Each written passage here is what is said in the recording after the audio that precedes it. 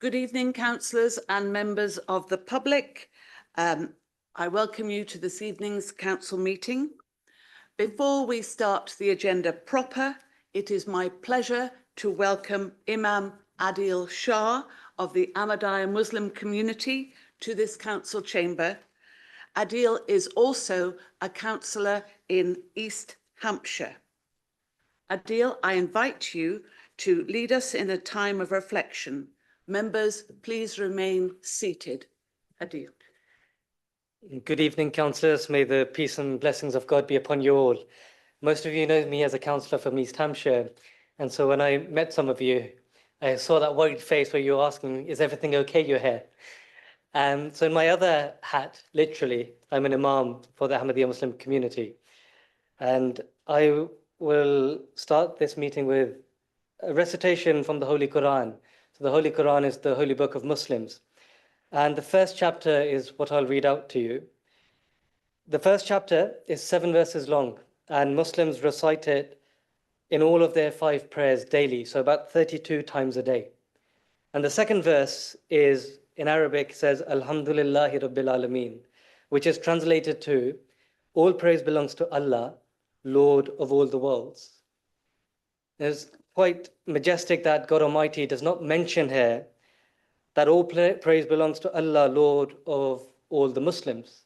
He doesn't say that. He says, Lord of all the worlds, where he teaches us as Muslims that my mercy, my omnipotence, my omniscience is not just limited to Muslims. In fact, it covers everyone. And understanding this teaching, the Holy Prophet Muhammad, peace be upon him, the founder of Islam, when he was persecuted, when he came with the message of prophethood, and he migrated to the area where he stayed and resided and ultimately passed away.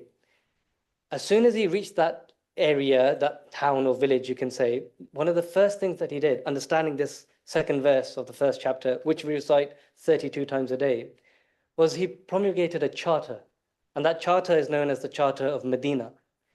And two of the clauses in that charter, one of them said that if there was a crucial decision that was going to be made, and in this area with Muslims live Jews, Christians, Sabians, people of faith and no faith. The charter said that if there was a crucial decision that was going to be made, every single faith leader and tribal leader would be consulted. And without their consultation, without their approval, that matter would not be enacted. And another clause was that if any outside force was going to come and attack any one of the religions, for example, the Jews, the Muslims, the Christians, the Sabians, everyone will unite and defend the Jews and put a united front. So especially in the contentious world that we're living in today, these words and these teachings are so more pertinent. So I'll start with the Arabic recitation and followed by its English translation.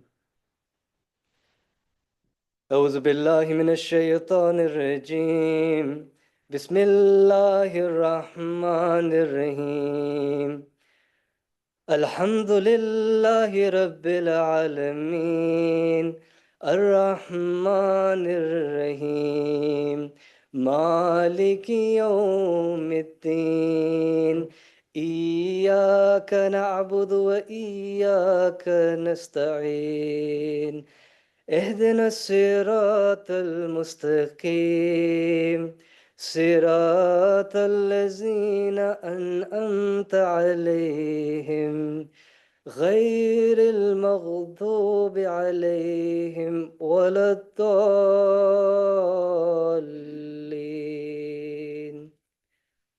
The English translation of these verses are, in the name of Allah, the Gracious, the Merciful.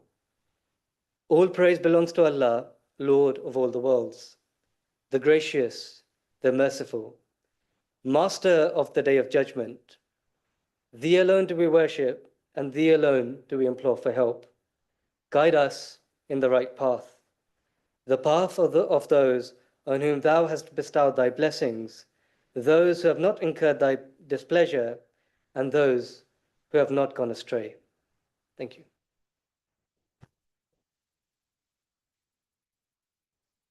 Adil, thank you very much.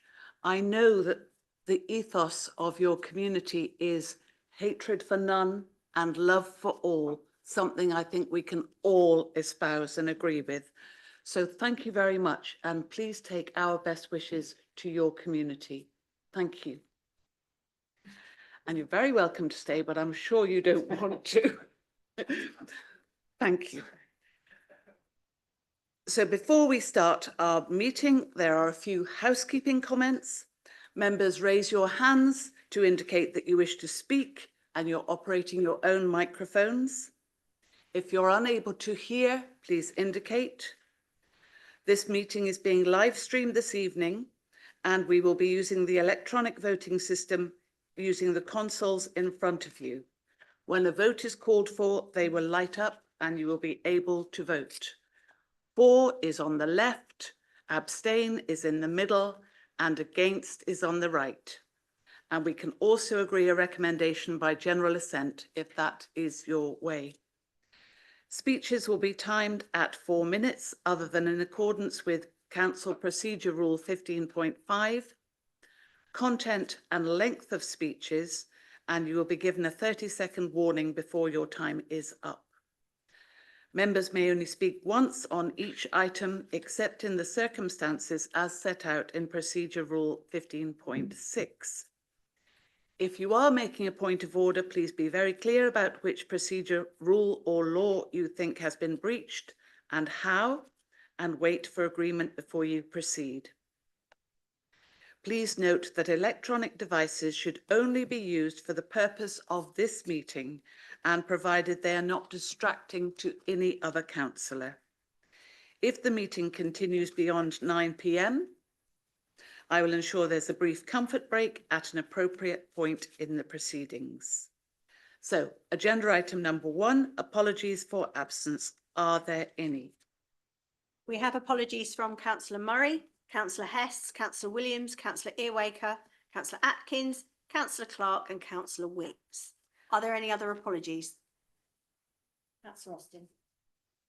Sorry, I meant to email you earlier. Apologies from Councillor Ralean and Councillor Staunton. Councillor Mrs Townsend. Thank you. Councillor Philip Townsend also put his apology in quite a few weeks ago. Are there any other apologies? Thank you. Thank you. So, agenda item 2, declarations of interest. Are there any to declare? No. And agenda item 3, the minutes. Members, the minutes of the meeting of the council held on the 15th of July were published online and circulated with the agenda pack. You will note that the second supplementary pack includes a new version of the minutes, which includes some minor typos which have been corrected. Subject to those typos highlighted, I move approval of the minutes. Do I have a seconder? I'm pleased to second, Madam Mayor. Councillor Austin. Thank you very much, Madam Mayor. It was just to confirm corrections to the corrections. It's more, M-O-R-E, space, house, school. That was that. And also, I've just been looking at the responses to questions. I just wanted to confirm that it is Minister Penny Cook, not the word that has been used in the response to questions a couple of times, which is possibly he may be less than flattered by. Thanks. Okay, thank you. So subject to those. Yes, so those will be updated. Everybody agreed? No, Councillor Oh. Beeman. Oh, Councillor Beeman. Yes, thank you, Madam Mayor. I'd hope to move an addition to resolution for CNL 30, which is the grounds maintenance contract, but I'm told that's not possible.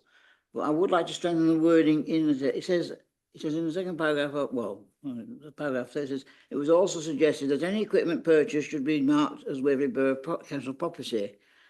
I feel quite strongly on it. I think we ought to strengthen that wording just a little bit, and I would like to say that it should read that that all grounds maintenance equipment purchased under this should be clearly marked purchased by Waverley Borough Council for the benefit of residents of Waverley. Thank you.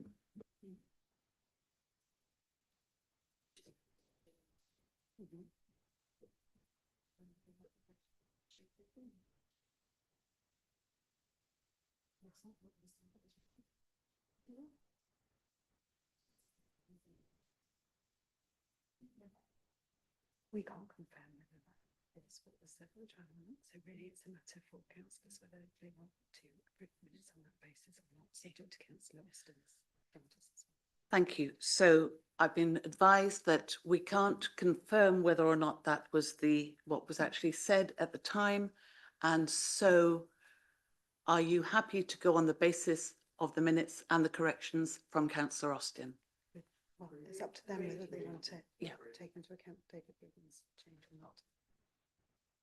Or do you want to change? Yes, councillor Follows. My recollection of the meeting, and just to confirm on behalf of the executive, it is the intention that those vehicles be marked with Waverley Borough Council. They may well be marked with Guildford Borough Council as well.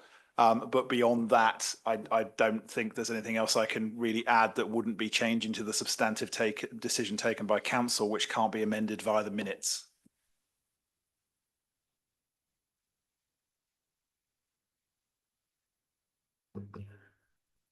Are councillors content?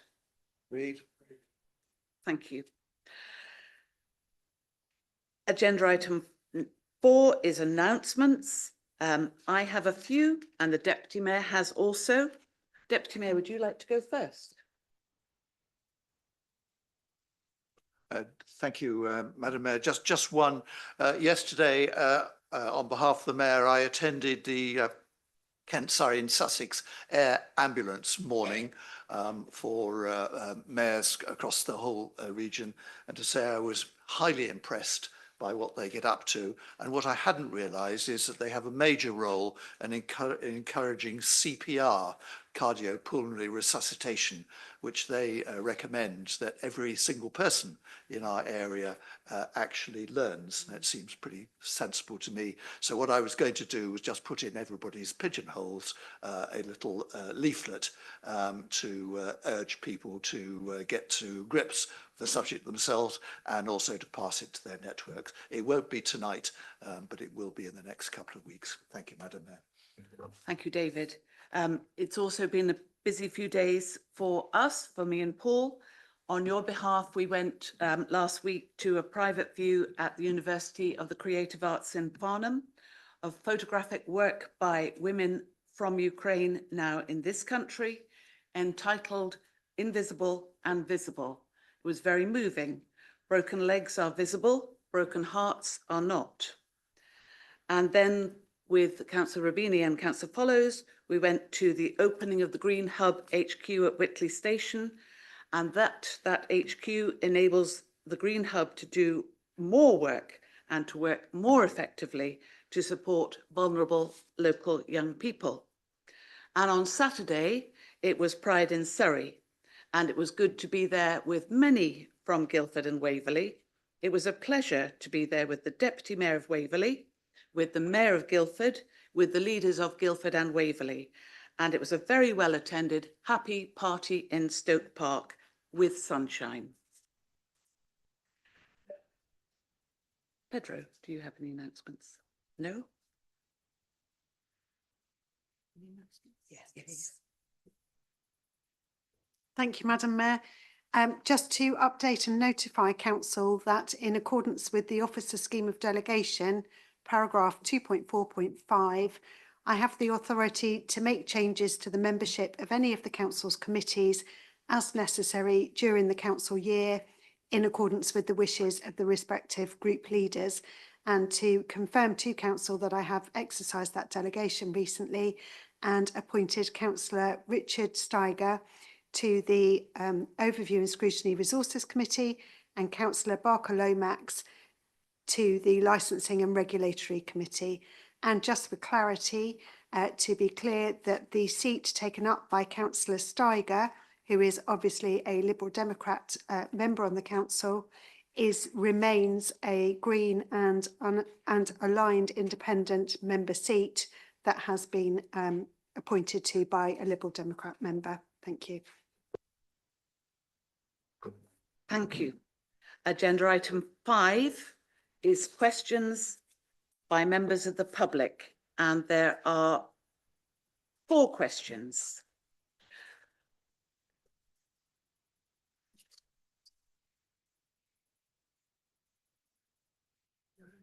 Yes.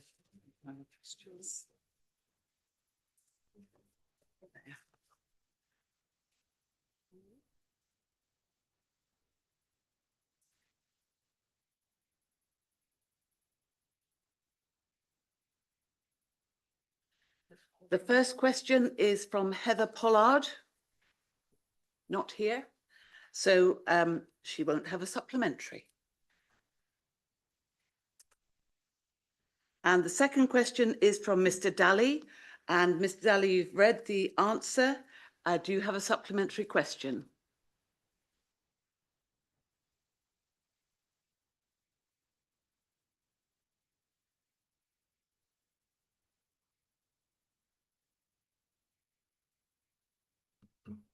Firstly, Madam Mayor, may I ask that the questions and answers are read out in public for those who are streaming tonight and also in future? That's not what we were proposing to do tonight, Mr. Daly.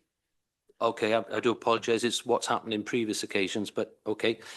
So with respect to the question and answer that I've been given, my question has only been answered in part.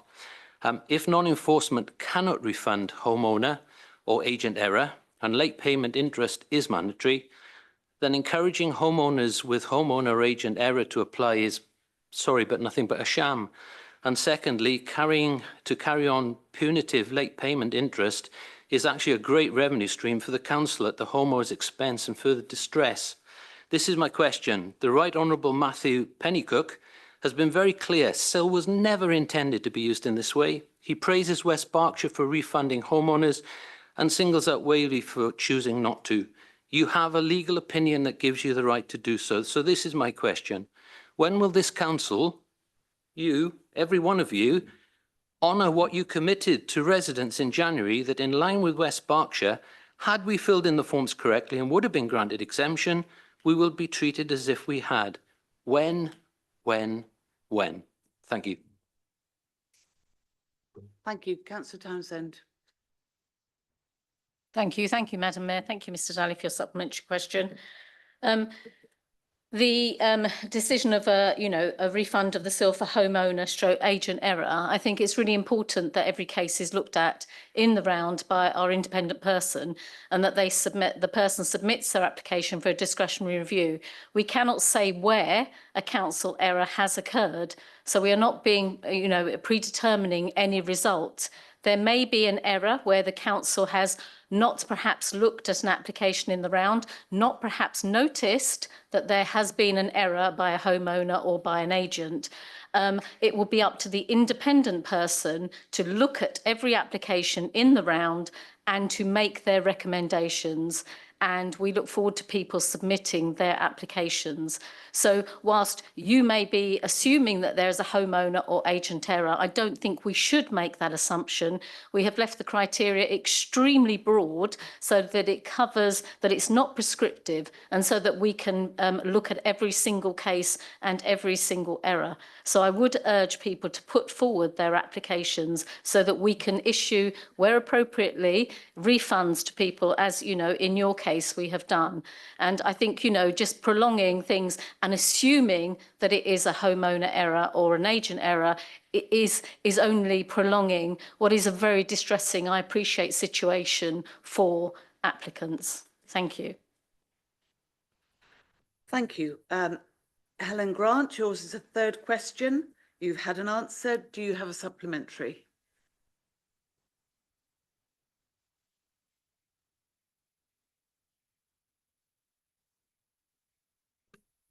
Thank you. So Councillor Townsend has answered part of it, which is, if the council has shown a lack of duty of care of helping residents through the process, whether that's going to be classed as council error. And I suppose what's a little bit concerning is that the independent reviewer is a barrister. Is a barrister going to take that stance? Thank you, Madam Mayor, and thank you, Mrs. Grant, for your supplementary question. I cannot assume in any way what the independent person will actually come up with their recommendations. They may come up with other recommendations completely outside of the SIL legislation itself. They are looking at the whole application in the round, and I'm not making any assumptions. The person is looking at the application. I'm not going to predetermine what they are thinking. I cannot do that. I think the implication that they are going to be harsher is incorrect. I think they are going to look at the application in the round. They are aware of the criteria that has been set, that they are looking for any error. And I think we just have to get the applications in so that they can be assessed, and then those recommendations put back to the head of planning and also to the executive to look at. So I think you just have to get the application in, and we cannot keep second guessing what the independent person is going to do. Thank you. Can I just follow up on that? No, sorry. Next time. The fourth question is from Ian Colvin. Do you have a supplementary? No, thank you.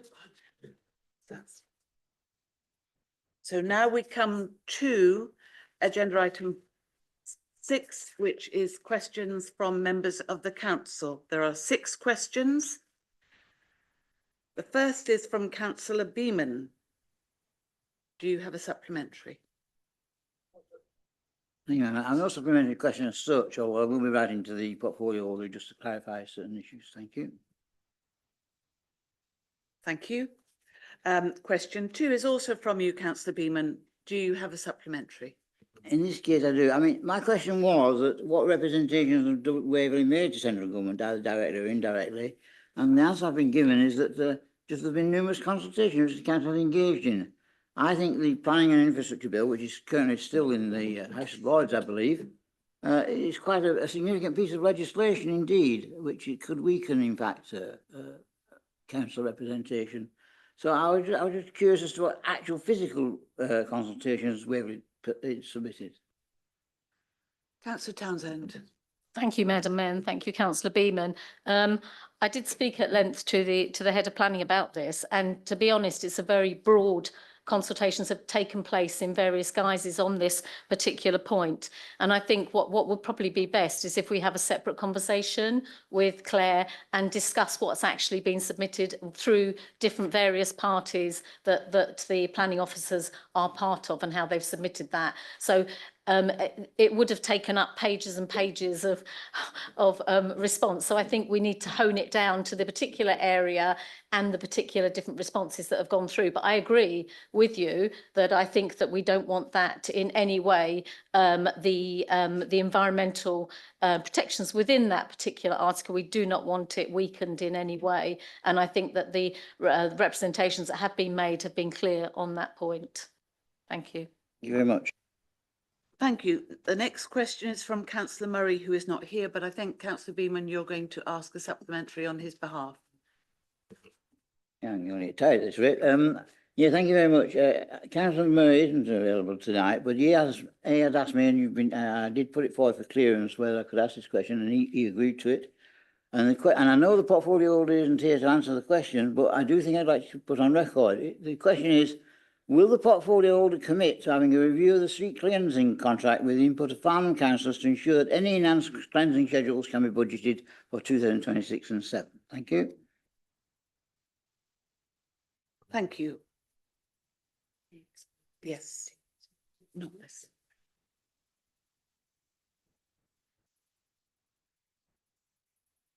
Our next question, slightly out of order, I know, is from Councillor Gale. Do you have a supplementary, Councillor Gale? Thank you, Madam Mayor. And thank you to Councillor Merriweather for the response. I also noted in social media, Councillor Follows has said, regardless of the Band H component, he still intends to create the charity itself for reasons that he explained at executive, and we'll do again this evening. However, I still do wonder if this really is a good use of officer time, bearing in mind the proposals appear to lack broad support amongst those who were consulted and responded, and officer time should always be taken into account. They could be doing something else. Thank you. Thank you, councillor Follows. I'm going to take this one just so I can actually answer the other bit that I mentioned. First of all, just in terms of the actual consultation responses, the amount of response, the sort of money that we're talking about has been in line with or exceeds Westminster. And in the first instance, they got in about that much. But after they were able to demonstrate what they were using it for, it did increase. Also, officer time is relatively limited on this and is something that we've costed. But actually, the main point I wanted to make was slightly tangential to the Band H scheme itself, but the actual charitable model. As part of the LGR process, the fact that we are a solvent council that still spends over £400,000 a year on the Thriving Communities Fund means that we are using discretionary spend to help charitable and voluntary causes throughout Waverley, which benefit thousands of people across Waverley.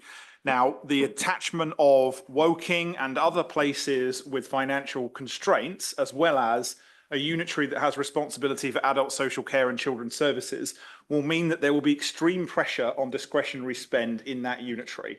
And one of the things I've been doing over the past few months is going to places like Woking and talking to the commissioners and the lead councillors over there to see what the impact of effectively the withdrawal of discretionary spend has had on that area, because we can actually look at it in real time since Woking have effectively been bankrupt. And what you've seen, for example, is where we're putting in across Guildford and Waverley a couple of £100,000 a year plus onto things like Citizens Advice to run various services, Woking has stopped that completely. And there has been quite a lot of impacts in areas where discretionary spend has ended.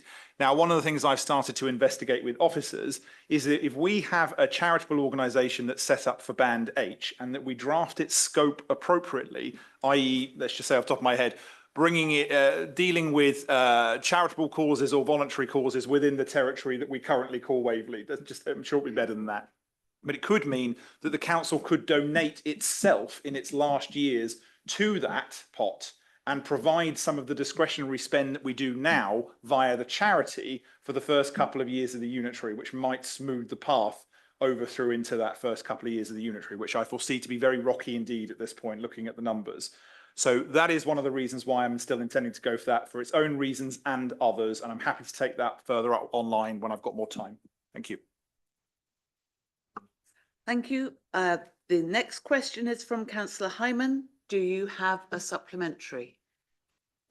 Well, yes, I'd like to thank the portfolio holder for at least the final paragraph of her lengthy response, which confirms that 18 years on, we're still awaiting, still don't have any evidence of the effectiveness of the mitigation. But my question actually was requested a clear statement confirming the statutory constraints that dictate our planning decisions. But what I got instead was just a lot of words telling us what the councils and Natural England and the authorities have been doing over the past 18 years. But unfortunately, it didn't mention that People Over Wind 2018 judgment ruled that what the authorities have been doing is not a lawful approach. So will Councillor Mrs Townsend please confirm that the People Over Wind ruling, that she understands that the People Over Wind ruling of April 2018 overturned the Dilly Lane decision upon Hart's decision upon which hers and the officer's approach has been based, and that approach, which is still being followed, despite Waverley having put called a moratorium in 2018 after the People Over Wind ruling, because they accepted that what they were doing was unlawful. Do you accept that situation still remains, that it is not a lawful approach because People Over Wind ruled that way? It's not my opinion. The courts have ruled that the approach you've set out there is not a lawful approach because it merely assumes the effectiveness of mitigation, and that is contrary to the essential safeguards that the law intends to give. And that's a statement which is actually made at paragraph 36, I think it is, of the People Over Wind ruling. Thank you. Thank you, councillor Townsend. Would you like to respond? Thank you, Madam Mayor, and thank you, Councillor Hyman, for your question. I think we've covered this topic several times in several different meetings. I've got nothing to add to the. Can I have an answer then? the qualified opinion that's been given by Council at all. If you want to discuss the matter further with the head of planning, she's very happy to discuss the matter with you. You'll be very aware, as you're an observer on the JSPB, of the work that's been undertaken there and the review work that is taking place. So I think, you know, we need to wait for those particular strands of work regarding the monitoring and future mitigation to come forward. The current strategy is until 2026, and then after that we will be obviously, as part of the JSPB, we'll be looking at the outcome of the current work that is taking place, as you'll be aware. You know, as I said, happy to talk to you further outside, but the legal counsel has been given on this already. Thank you. Thank you. And then the final question is from Councillor Peter Martin. Before that, Susan. Thank you, Madam Mayor. Just to explain to Council that Councillor Martin submitted a question for Council before the deadline in a timely manner, which was in error partially disallowed. So the question that has been published in the supplementary agenda pack is a more limited version of the full question. My advice to Council this evening is that the full question should have been allowed and should have been taken this evening, but that it contains some exempt information which is commercially sensitive, so it should be dealt with by Council in exempt session.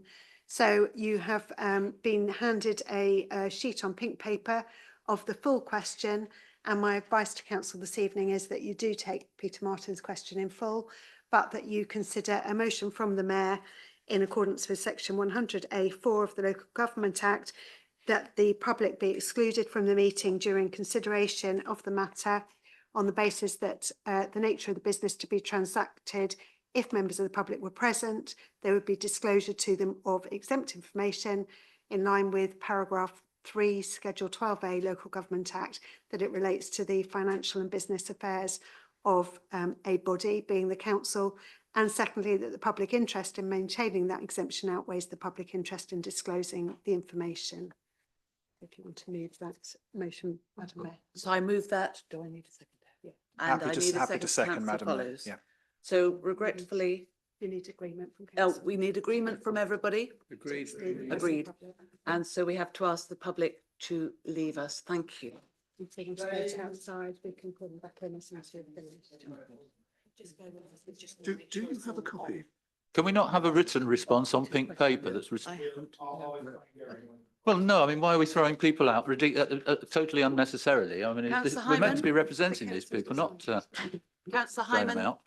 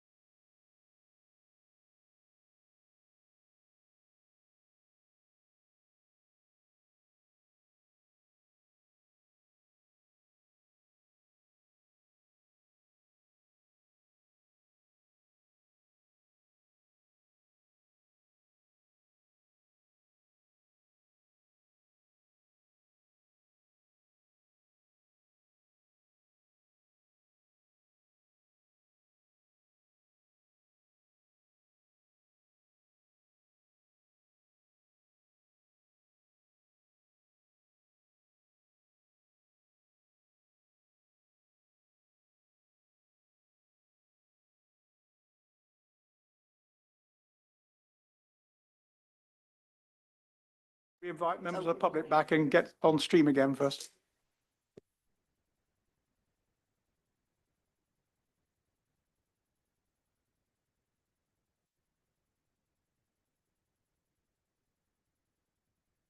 We're back online. So Back online. Okay, right. Thank you. Well, Madam Mayor, so I thank the leader for his response. Though, as we know, sadly, parts of the question were at the last minute declined for answer in public. I would just say that Oxford Ridge Site C, Madam Mayor, is a development of some 30 homes, which was given outline permission in 2018. And nearly 7 years on, these homes are not yet ready for occupation. It's interesting that just down the road at Oxford Park, we have a private sector development, which was also given planning permission in 2018. That was for 260 homes, and they're already complete and occupied.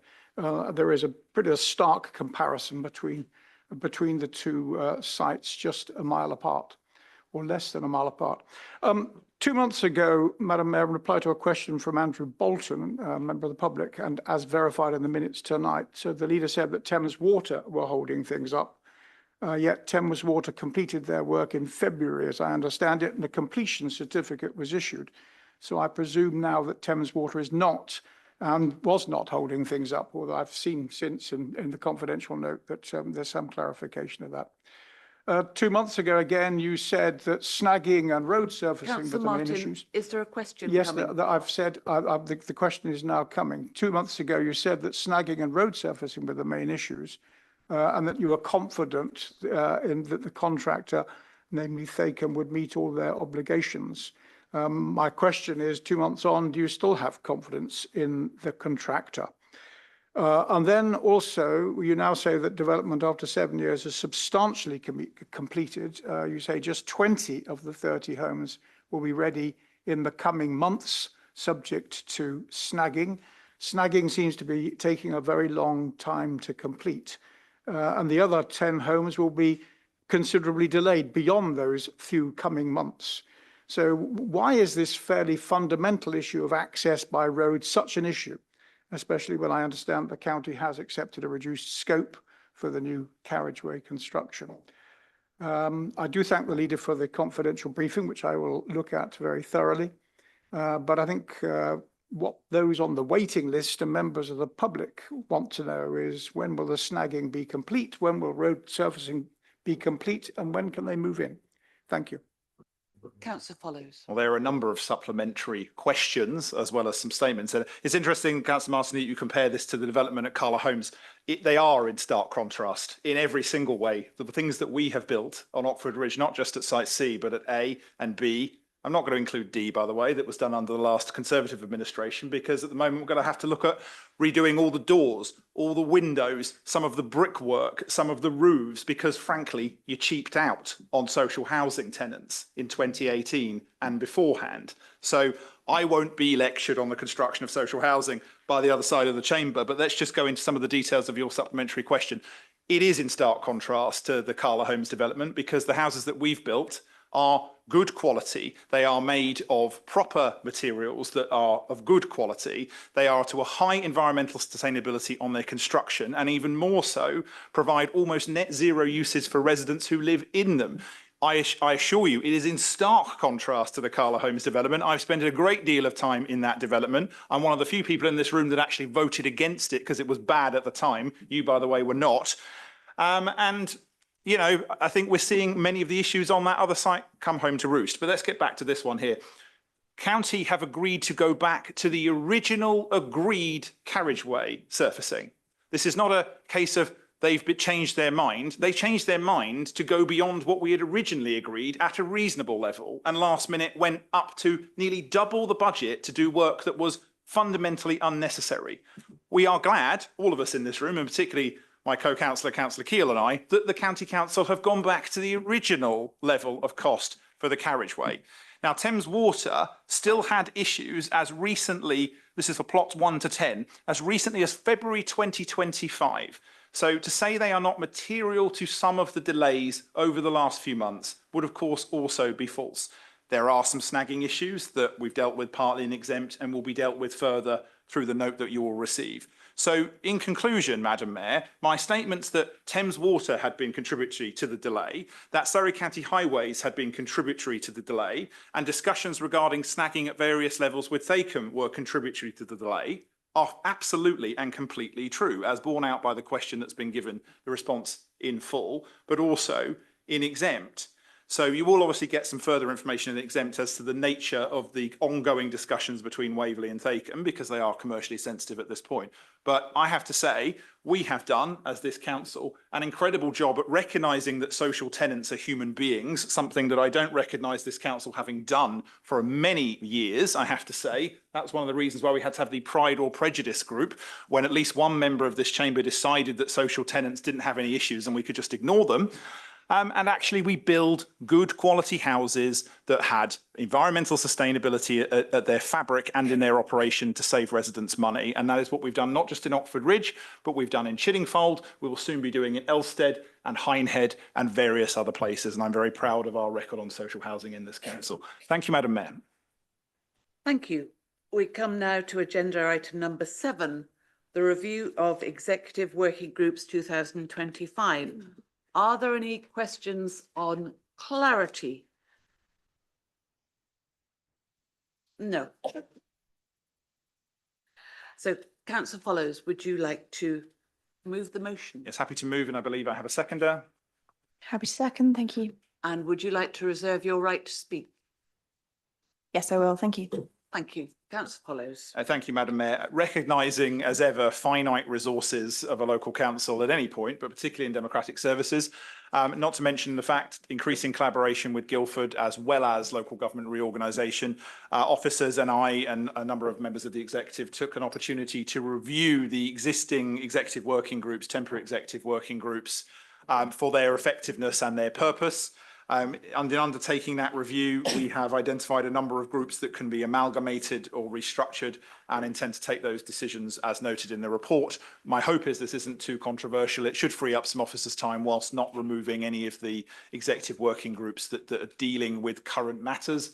I'm particularly pleased to see that we've amalgamated the environment matters together so that they can be dealt with holistically. I did always have some reticence about some of those being dealt with in such a siloed way. We, of course, need to keep a local plan working group and some of our temporary working groups, particularly the SIL review and reform group. So those for the moment are not touched. There will, I think, in the next few months be some further matters that we have to deal with on LGR. That will create some, there won't be temporary executive working groups, but there'll be bodies established first informally and then under the structural change order that will be moved by Parliament in the early part of the new year. And again, just for clarity, the number of ministerial changes that have occurred over the weekend, I and others do not believe will materially impact the timetable for LGR or the government's unfailing commitment to rushing this forward with the county's aid. So from that point of view, this should be mostly an administrative change to free up officers' time in advance of some matters to come. Thank you very much, Madam Mayor. Thank you. Are there any speakers? Councillor Austin. Thank you, Madam Mayor. Well, I hope you all had a great summer. I welcomed all the comments following the last meeting about the Nolan principles and following, in particular, the respect and integrity. I will be using those right now in my speech, and I am just disappointed that we didn't hear that under leadership recently, just now, in that response to Councillor Peter Martin. First, on this item, a point on presentation. There do seem to be some formatting issues in the item, which did make it harder to digest. The report refers also to the SIL Executive Working Group as to be presented in June 2005, which has passed, of course. Sadly, we see no terms of reference for this Executive Working Group here, or indeed on ModGov. Appendix 1 does appear to set out some sensible suggestions, but I can't properly comment, really, because opposition councillors are excluded from all executive working groups, bar one, despite an overwhelming skills and experience, which would more than satisfy point 5 of the protocol in Appendix 2. Of course, as the protocol reconfirms, the executive working groups do serve only to inform the executive. These groups meet in private and reports and minutes are not normally published. I am also concerned that terms of reference for the SIL Executive Working Group are actually not being followed. They state, a report of the proceedings of each meeting will be published at the request of the Chair. 2 meetings have now been held in July and August. Despite my repeated chases, no report has as yet been published. SIL is one of the most high-profile and sensitive issues for this council, yet, although councillors can now see the draft minutes, there is no report for residents to comply with the terms of reference, so they cannot see what was discussed or decided. So overall, I mean, this item claims to ensure best value, robust governance and transparency for residents. But if the terms of reference are not even being followed, I ask, how can that be called good governance? I will be abstaining. Thank you. Thank you. Are there any other speakers? Councillor Townsend. Thank you, and I very much welcome, you know, this review of the working groups. They've been really useful in helping to inform policy, and I'm very pleased that, you know, obviously the temporary group for the SIL review and reform group is still going ahead, and obviously the meeting minutes, we never put verbatim discussions in minutes. We put just broad brush terms of what was discussed, and then we put in what was agreed, and we did put in what was agreed. We've had 2 meetings. The first meeting, the minutes came to the second meeting. The next meeting, the minutes will come to that. So it's a bit presumptuous to say the meeting minutes haven't been published.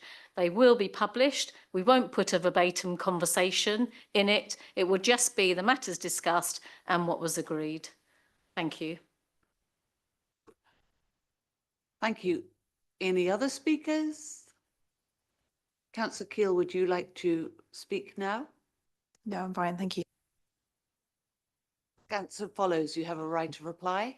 Just to say, in response to the comment about my earlier comments on social housing, one of the other principles of public life is honesty. And I would ask the Leader of the Opposition to confirm at a later date whether there was anything in my speech that I said that she didn't believe was true.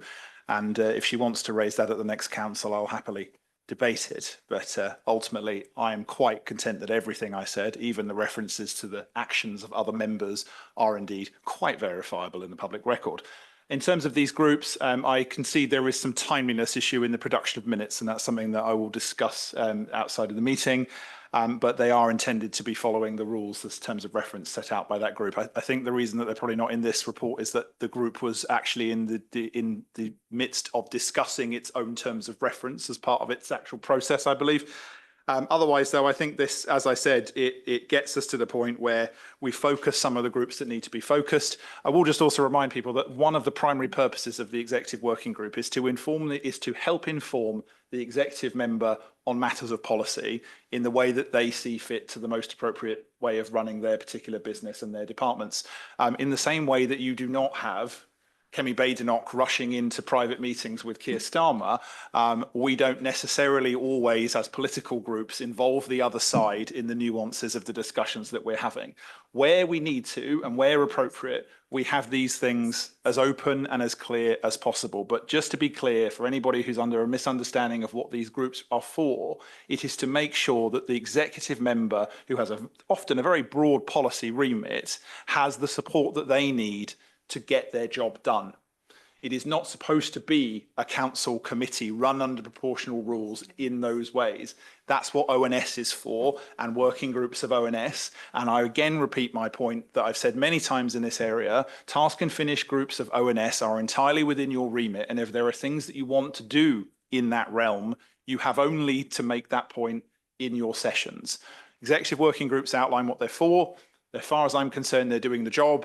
They need some review. They need some amalgamation. That's only a right and proper thing to do after the amount of time that we've had, and in reflection of some of the very serious but also time-consuming bureaucratic business we have to do because some fun people thought it was a good idea to merge 7 councils together.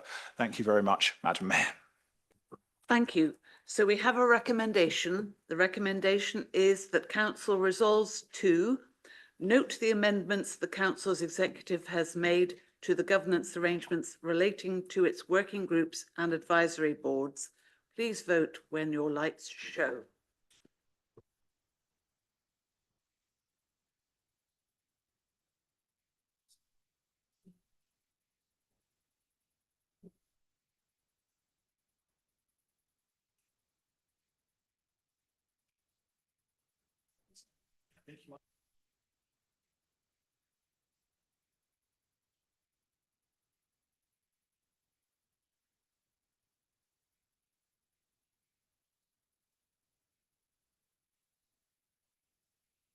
That's 29 in favour with 11 abstentions, so that is carried. Agenda item number 8 is the shared regulatory services between Guildford and Waverley. Are there any Point of order, Madam Mayor. We agreed at the last council that that motion would be, the numbers of votes would appear on the screen, and they haven't yet appeared. Well, no, Councillor Ward asked. We can turn the screen across so that you can see how the vote onto the screen. So you can see how people are voting.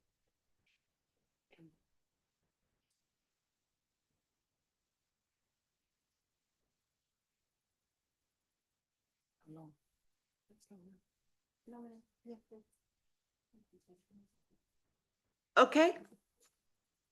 Okay. Agenda item number 8, the shared regulatory services between Guildford and Waverley. Are there any questions regarding the clarity, Councillor Goodrich? Thank you, Madam Mayor. I'm looking at the savings. One looked on page 12, paragraph 61010. The savings are reported as 44,000 for Waverley, 49 for Guildford. If one goes to paragraph 1211 on page 19, the same figures are stated. But if you go to the conclusions on page 14, paragraph 6121, you get savings of Waverley of 48,500 and Guildford 45. And so the first question is, which of these figures is correct? The second question is, do these figures include the costs and officer time in setting all this up and the meetings and consultations, and etc.? Thank you. Councillor Fairclough. Thank you, Madam Mayor. Thank you, Councillor Goodrich. And with my apologies, the figures, the first two figures you quoted are correct. The figures in the first 2 points that you quoted are correct. My apologies, we missed the second one or third one. And with respect to your second question, I do not believe that the calculations do include the time spent. However, I'm not absolutely certain on that point. So if I may, I will clarify that offline. Thank you. Thank you. Are there any other questions? Councillor Hyman. There's actually quite a lot that's questionable in this document. We're on the main supplement, which has got all the to follow papers on there, which has just been referred to. On page 7, if you work from the numbers, at paragraph 6.4, 4,053,870 compared to 3,960,870. These are not estimates, or it calls them estimates. If they're all got 870s, please can we just have estimates if they're estimates instead of this rubbish? But what it's saying to us is there is a projected 2% saving.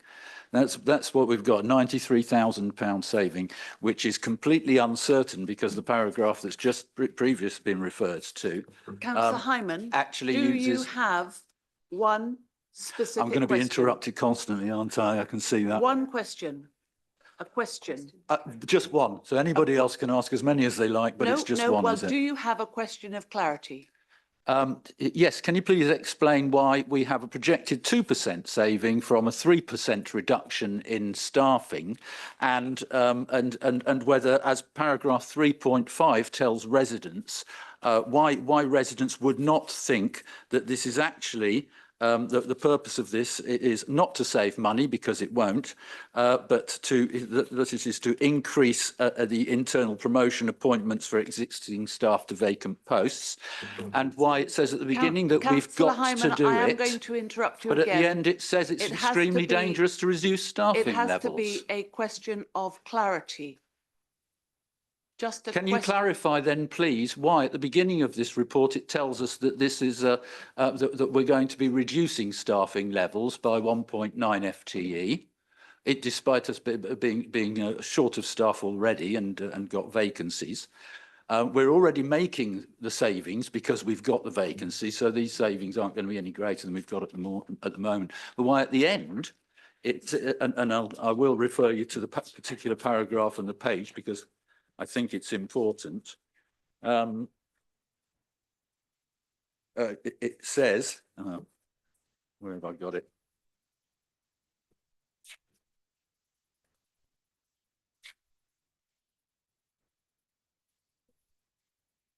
Yes. Madam Mayor, through you, could I just give a little bit of confirmation as to what the purpose of questions of clarity are? That I think it's where a councillor actually doesn't understand something that is presented in the report. So if for example, Councillor Hyman, you were asking whether it is 2% or 3%, because that wasn't clear or was ambiguous in the report, that would be a valid question of clarity. But I think asking the question why something is being proposed to council, I think that's probably more appropriate for your speech within the debate, which can then be picked up in the right of reply. Well, thank you very much. Indeed, I appreciate I'm not going to get a straight answer anyway, because I haven't had to any of the questions I've asked so far. But paragraph 11.3 on page 18, if you wouldn't mind, it says halfway down there, any reduction in staffing is likely to significantly impact both quality and timeliness of service delivery. And previously, it has been telling us that we're going to have a reduction in staffing of 1.9 FTE. So is this a contradiction in terms? As there's not going to be any savings and it's extremely risky and the costs are unknown and it's all working from last year's figures, not these, and we don't have up-to-date figures, and we haven't yet done the detailed investigation of what we're up to at the moment, so we don't know whether this is the best option or whether we should just tell people to stop working from home and come and work in the office because we get better productivity. Thank you, Councillor Hyman. We have no idea from this report. Councillor Fairclough, are you able to help on the point of clarity? Oh God, I hope so. May I just remind the council and in particular Councillor Hyman that option 3 is not a recommendation.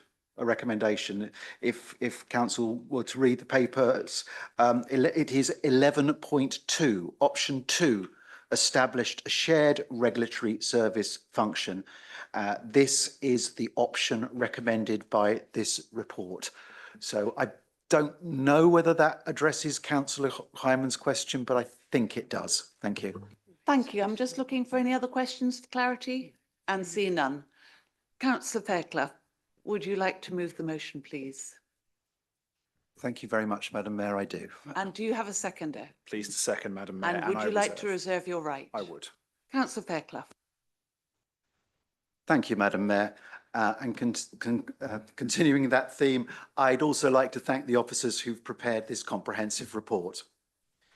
Regulatory services are all too often undervalued and taken for granted, right up until the moment when they are really needed.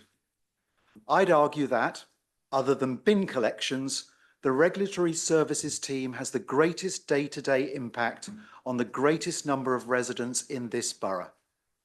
Food safety in the restaurants and cafes we eat in, licensing of the pubs, clubs and bars that we drink in, licensing of the taxis and private hire vehicles that we call upon, as well as environmental protection and enforcement and emergency planning. In many respects, our officers are the fourth emergency service for Waverley residents. And I'm delighted to say that we provide an excellent service for those residents, even though circumstances may occasionally make things more difficult to do so.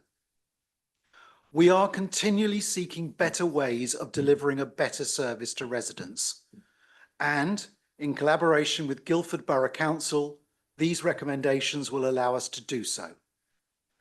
The paper before you outlines a proposal that offers real benefits to our residents.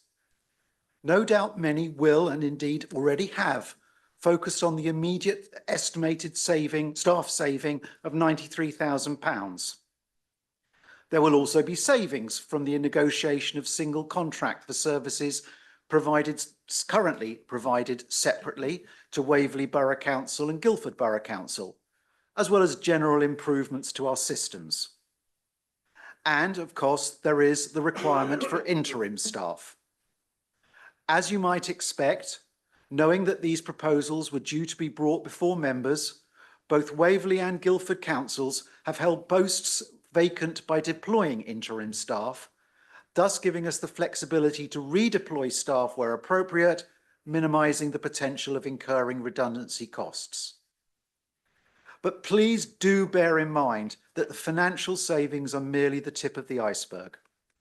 In addition to the short-term financial efficiencies, the proposals also offer opportunities for substantial long-term benefits in terms of officer flexibility, shared knowledge and experience. Going forward, and with one eye also on local government reorganisation, this shared service will provide Waverley Borough Council and Guildford Borough Council with the flexibility and resilience to resource and allocate that resource according to the appropriate and, where necessary, immediate needs of residents within each borough. On what I'll term emergency occasions, there will remain a requirement for occasional specialist staff. And again, the recommendations before you will provide both Waverley and Guildford Borough Councils with more flexible options. A broader pool of staff will help individual councils avoid the need for interim specialists. Where, for example, Guildford Borough Council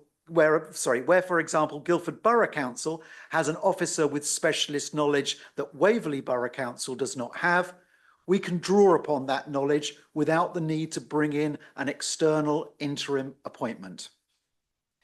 This paper makes 3 recommendations to Council, as detailed in points 2.221 and to 2.23. Basically, they can be summed up in one sentence. Work together with Guildford Borough Council to provide an even better service for the residents of Waverley. With that in mind, I commend the recommendations to Council. Thank you. Thank you. Are there any speakers? Councillor Austin.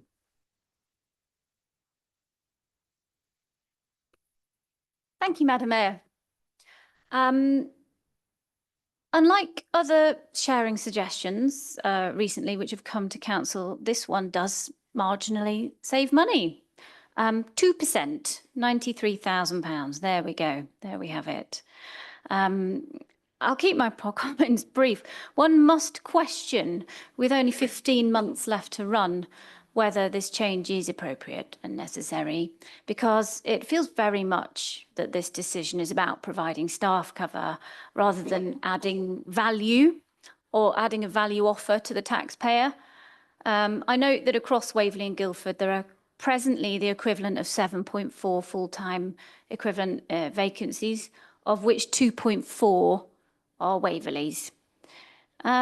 This all requires alignment of staff, terms and conditions. The report states that there are significant risks here, risks of resistance. I mean, I think my other real concern is that costs, TUPE's referenced, but actual cost estimates are not really provided. Consultation with unions and staff, again, I mean, there's lots of things which are referenced, but the costs are not, or cost estimates even are not provided. One-off costs are not discussed or included in the report. I think I'll be voting against. Thank you. On the basis of the fact, I just don't feel I've got enough information to make the decision. Thank you. Thank you. Councillor Hyman. Thank you, Madam Mayor. I'd agree with everything that Councillor Austin has observed there, except, of course, in respect of the saving money, because the fact is that because we've got vacancies of 2.4 and what we're going to have in future is 1.9 less. Actually, we're presumably saving more, and we won't have an expensive joint head of service. If we don't do this, we wouldn't be having to pay extra money for a joint head of service and all the opportunities for staff in the short term. We've absolutely got no guarantee of any savings that are greater than we've already got at the moment.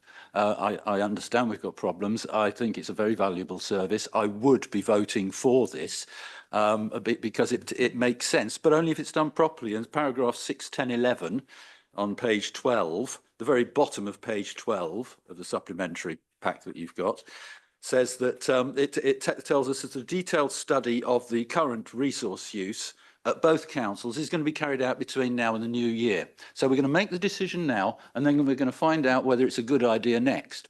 And as I touched on earlier on, well, you know, there might be an option of just telling everybody to come back to work from the office, because then we'd get people really learning from each other properly, which a lot of public services are suffering from now, that people aren't communicating with each other, and all of the supposed benefits that we get at paragraph 611 are actually benefits that aren't going to work out unless we change our ways. I don't know that it's until we've seen this report, which is going to be done by the new year. We simply can't know whether doing this is the right thing. We've got the cart before the horse. I'm going to be voting against this because of that. It's not been done properly. You don't ask us to make a decision and then come back later on and tell us in the decision making we're going to look at whether it's a good idea over the next few months. That's not the way to do business. We're meant to be representing our residents. That's not the way residents would want us to do things. They'd look at this document, and I mean, any of them who are in business would look at this document, and as Councillor Austin has done, it doesn't make sense.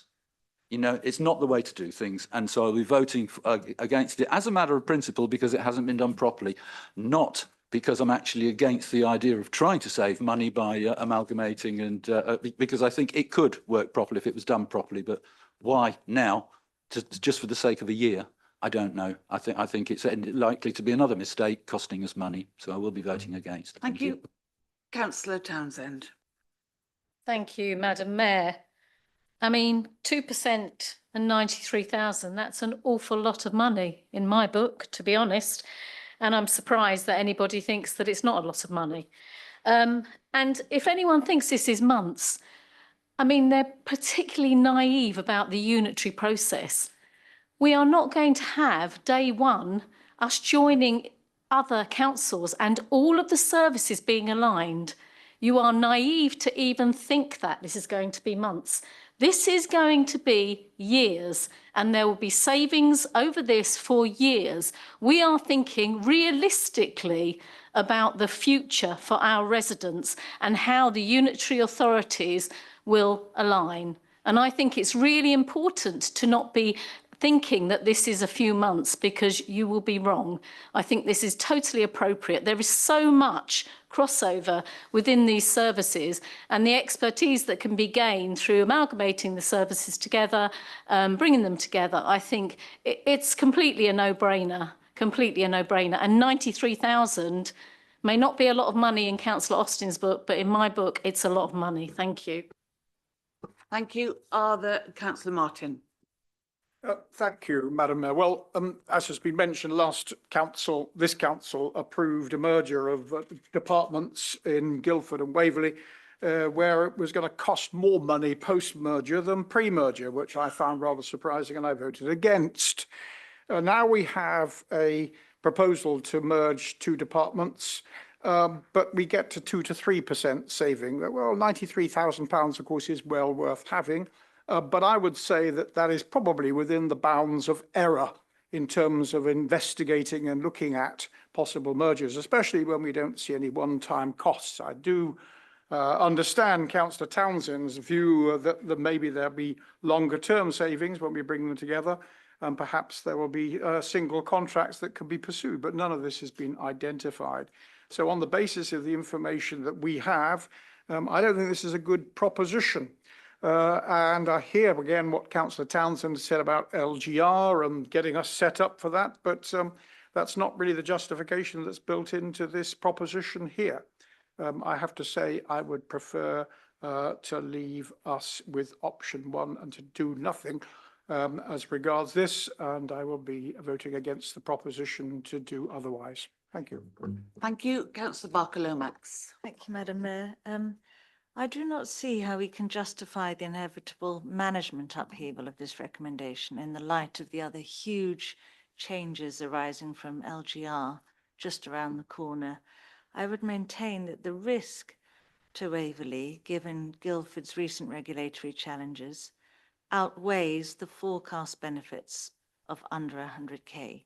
I do not see a forecast cost of extra management time in effecting these changes, and without these forecast costs, I would maintain that it's inappropriate for us to vote on the appropriateness of this recommendation. I'll therefore vote against.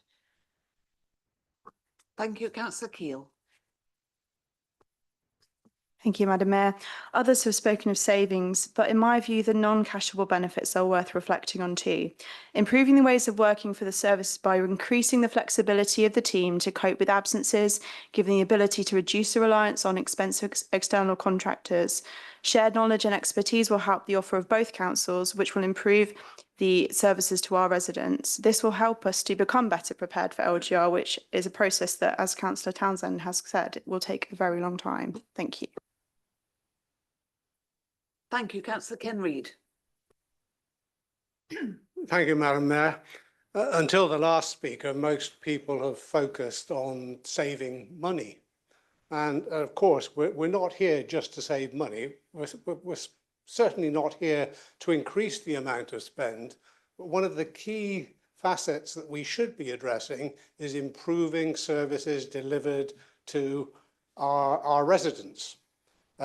This proposal, I think, is aimed more at doing that than it's saving money.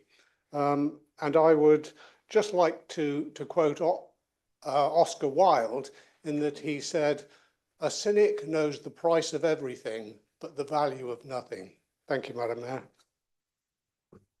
Thank you very much. I don't see any other Councillor Ward. Perhaps slightly frivolously, Madam Mayor, but I just wondered how the 73 functions were chosen.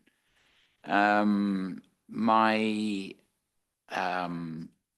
curiosity was tweaked by reading number 64, where we're going to register fishing vessels on board which shrimps or molasses are cooked.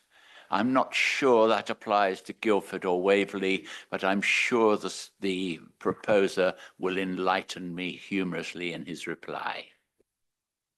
Thank you indeed. Councillor Follows, do you wish to speak now? Thank you very much. I mean, I'm not going to be able to finish as well as Ken Reid on this one because I think that was the absolute perfect quote. I'm sure Councillor Fairclough will deal with fishing trawlers and molasses. I think we're probably articulating all the theoretical powers available to local authorities as opposed to the ones that we are particularly using, but I'm sure Councillor Fairclough will confirm. As has been said here, £93,000 sometimes might not seem a lot to others, but when we spend about £400,000 a year on things like the Thriving Communities Fund, for me that puts it into perspective that £93,000 can do an awful lot of good. So even if we were just talking about the money, I'd still consider this worth it. And Councillor Martin, £93,000 might be in your margin for error, but it doesn't tend to be in ours, just sitting on this side of the fence trying to run a solvent authority. What feels like an age ago, pre-LGR, back in the previous incarnation of this administration, I remember sitting with Councillor Ward talking about the first incarnations of collaboration. And I think, and I'm sure he would agree with me, one of the things that we had in mind with collaboration was actually these sort of services, which I think we've rather derogatory called sometimes a no-brainer, where there is a common geography doing common tasks with statutory backing and requirements, that are common across an area, certainly an area as small as Guildford and Waverley, and where most of the same tasks are done within that sort of territory by the same sort of people. So this is, to use that phrase, it is a bit of a no-brainer for me in terms of improving the resilience and ability of that service to deliver. A service, by the way, that has done fantastically well under Richard over there for a number of years, and will do, I think, much more over the course of the next few years. Councillor Barker-Lomax, I mean, we obviously have the management of that service effectively already in place through the collaboration that's already there. We also have an HR function that deals with sort of things. I think it would be improper in the finances to articulate them as new costs when they're undertaken by elements that are already within the council's budget as a function to manage those things. It would, I think, be disingenuous to add that as extra cost when it's already within the council's actual operating budget. So I think we can take these savings as the savings. Councillor Hyman, I know you don't like estimation, but I guarantee you, if I'd have rounded those figures up, I'd have had at least 10 councillors asking me why we'd done that. So we are pretty much damned if you do, damned if you don't on that kind of point. Councillor Townsend made a number of points in LGR that I would have made, but just to stress, services like this particularly are not going to be integrated by the unitary on day one. It's also worth remembering that Guildford and Waverley are probably the strongest element of either version of the West that exists, and will probably their teams therefore form the core of half a dozen services that unitary will end up picking up.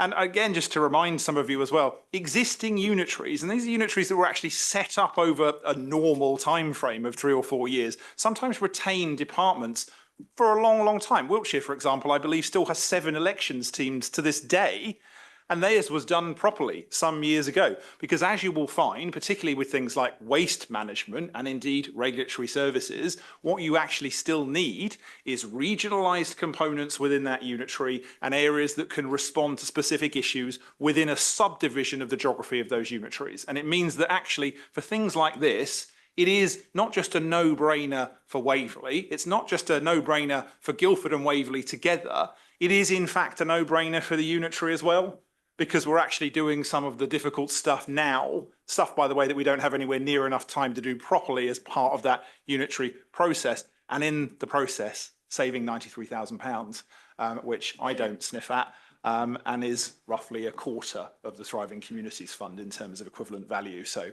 I don't ever sniff at 93k. Some might, I don't. Thank you, Madam Mayor. Thank you, Councillor Fairclough. Thank you, Madam Mayor. Members will remember that in my original speech, I said that, and I quote, "No doubt many will focus on the immediate estimated saving of £93,000, and so they have.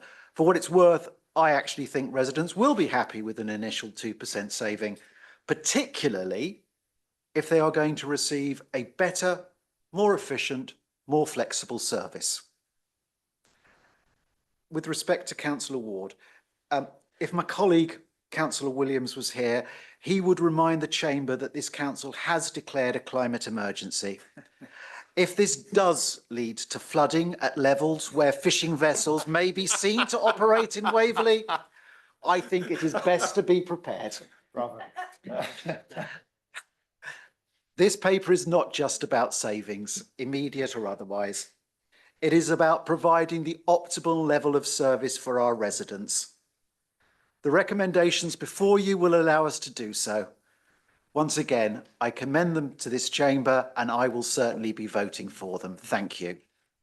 Thank you very much, Councillor Fairclough. So I will read the recommendation that Council resolves to. The first is 2.21, accept the request from Guildford Borough Council that Waverley Borough Council discharge on its behalf such of its regulatory services functions which are council functions as set out in Appendix 4 with effect from the 1st of January 2026. 2. Note that the joint staffing structure for delivery of the regulatory services functions will consist of staff transferred from Guildford Borough Council on January the 1st, 2026 and Waverley Borough Council staff. And 3, authorise the Strategic Director of Democracy, Law and People in consultation with the chairs of the Joint Governance Committee to update the inter-authority agreement to include provisions that ensure all decisions in relation to the arrangements are made by both Guildford Borough Council and Waverley Borough Council. When lights show, please vote.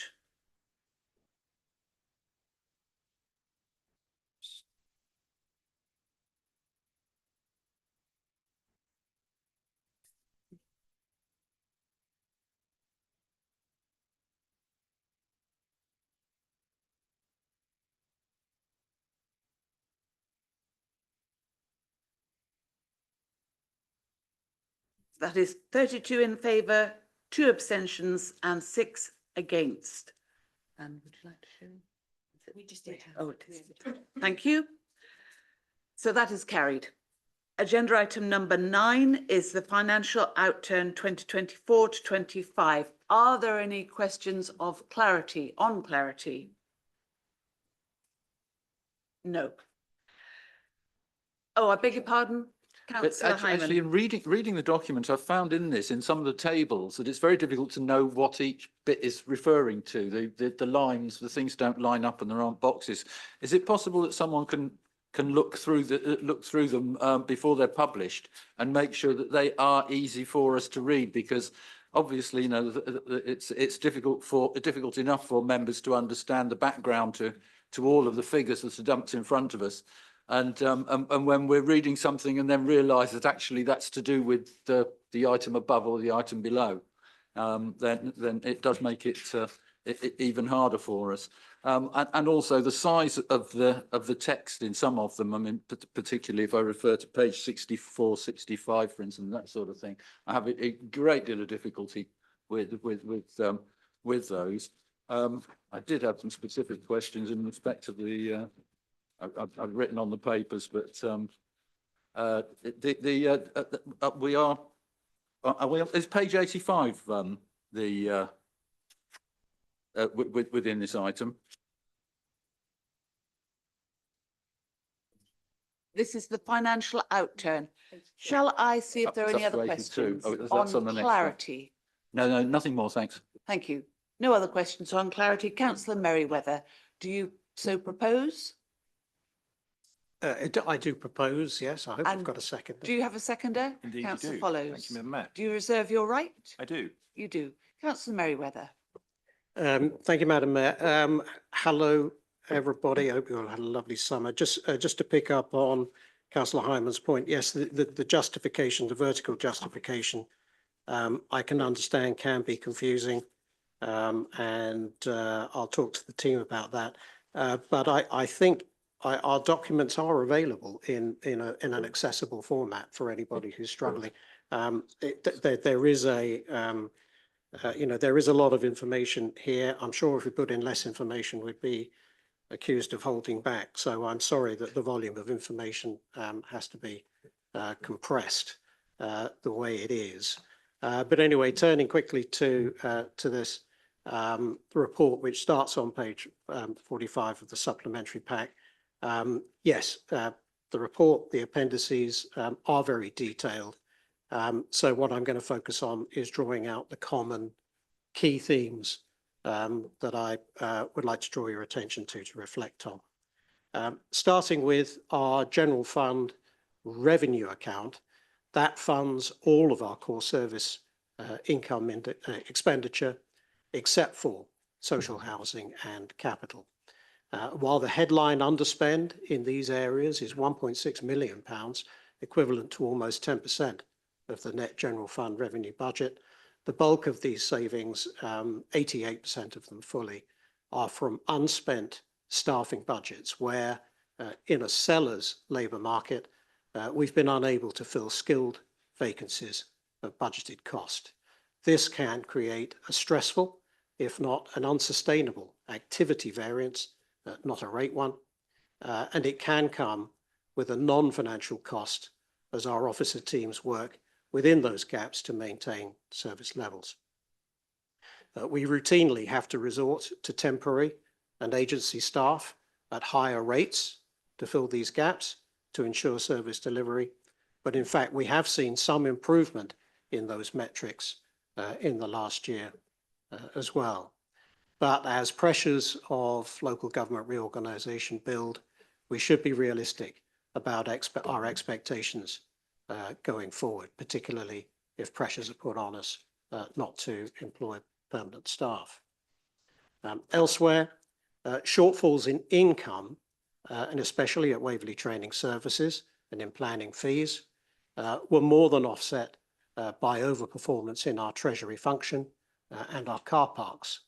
We've discussed the new business plan for Waverley Training Services, and I'll come back to that in the next item, and I'll return to our treasury function shortly in this item. £291,000 of the general fund revenue underspend has been approved under delegations for carry forward into this current year, 25-26.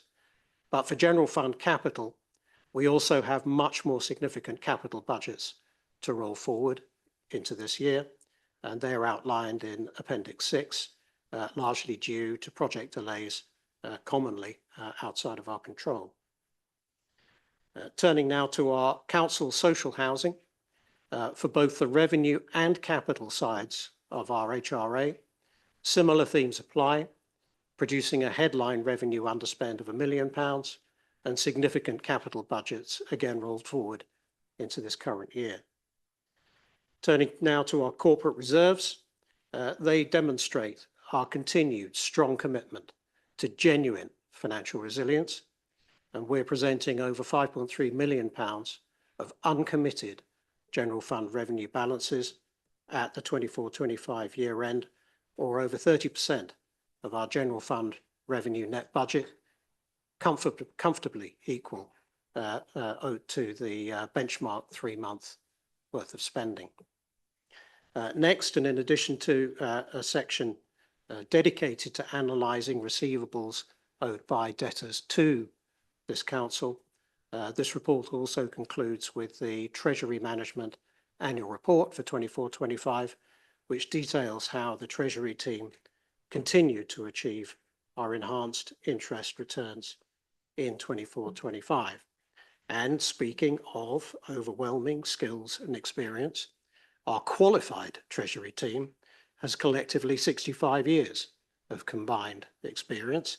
And while we may be among those who have benefited somewhat from inflated interest rates nationally, we've also benefited from their wise choices, especially as to sector diversification and maturity. The Treasury Management Report also acts as a timely reminder of some of the key points of principle that are important to remember.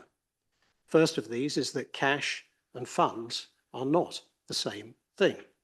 The funds in our reserves are deployed across all of our net assets, some liquid, some not.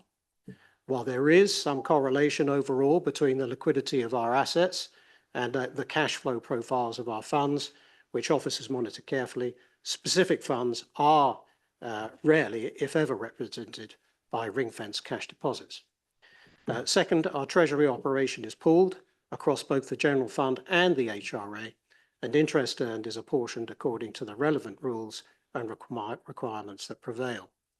Very quickly, last but not least, in order to compute a theoretical interest earned figure for any one specific fund for a period, one should use not only an average interest rate for that period, but much more importantly, also use an average balance for that fund rather than a snapshot balance at one specific moment. And on that, I'll commend the recommendation. Thank you. Thank you indeed. Are there any speakers? Councillor Austin.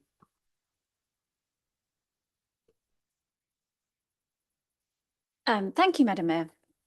This report, together with the Q1 financial monitoring, was due to have come to the Overview and Scrutiny Resources Committee in July.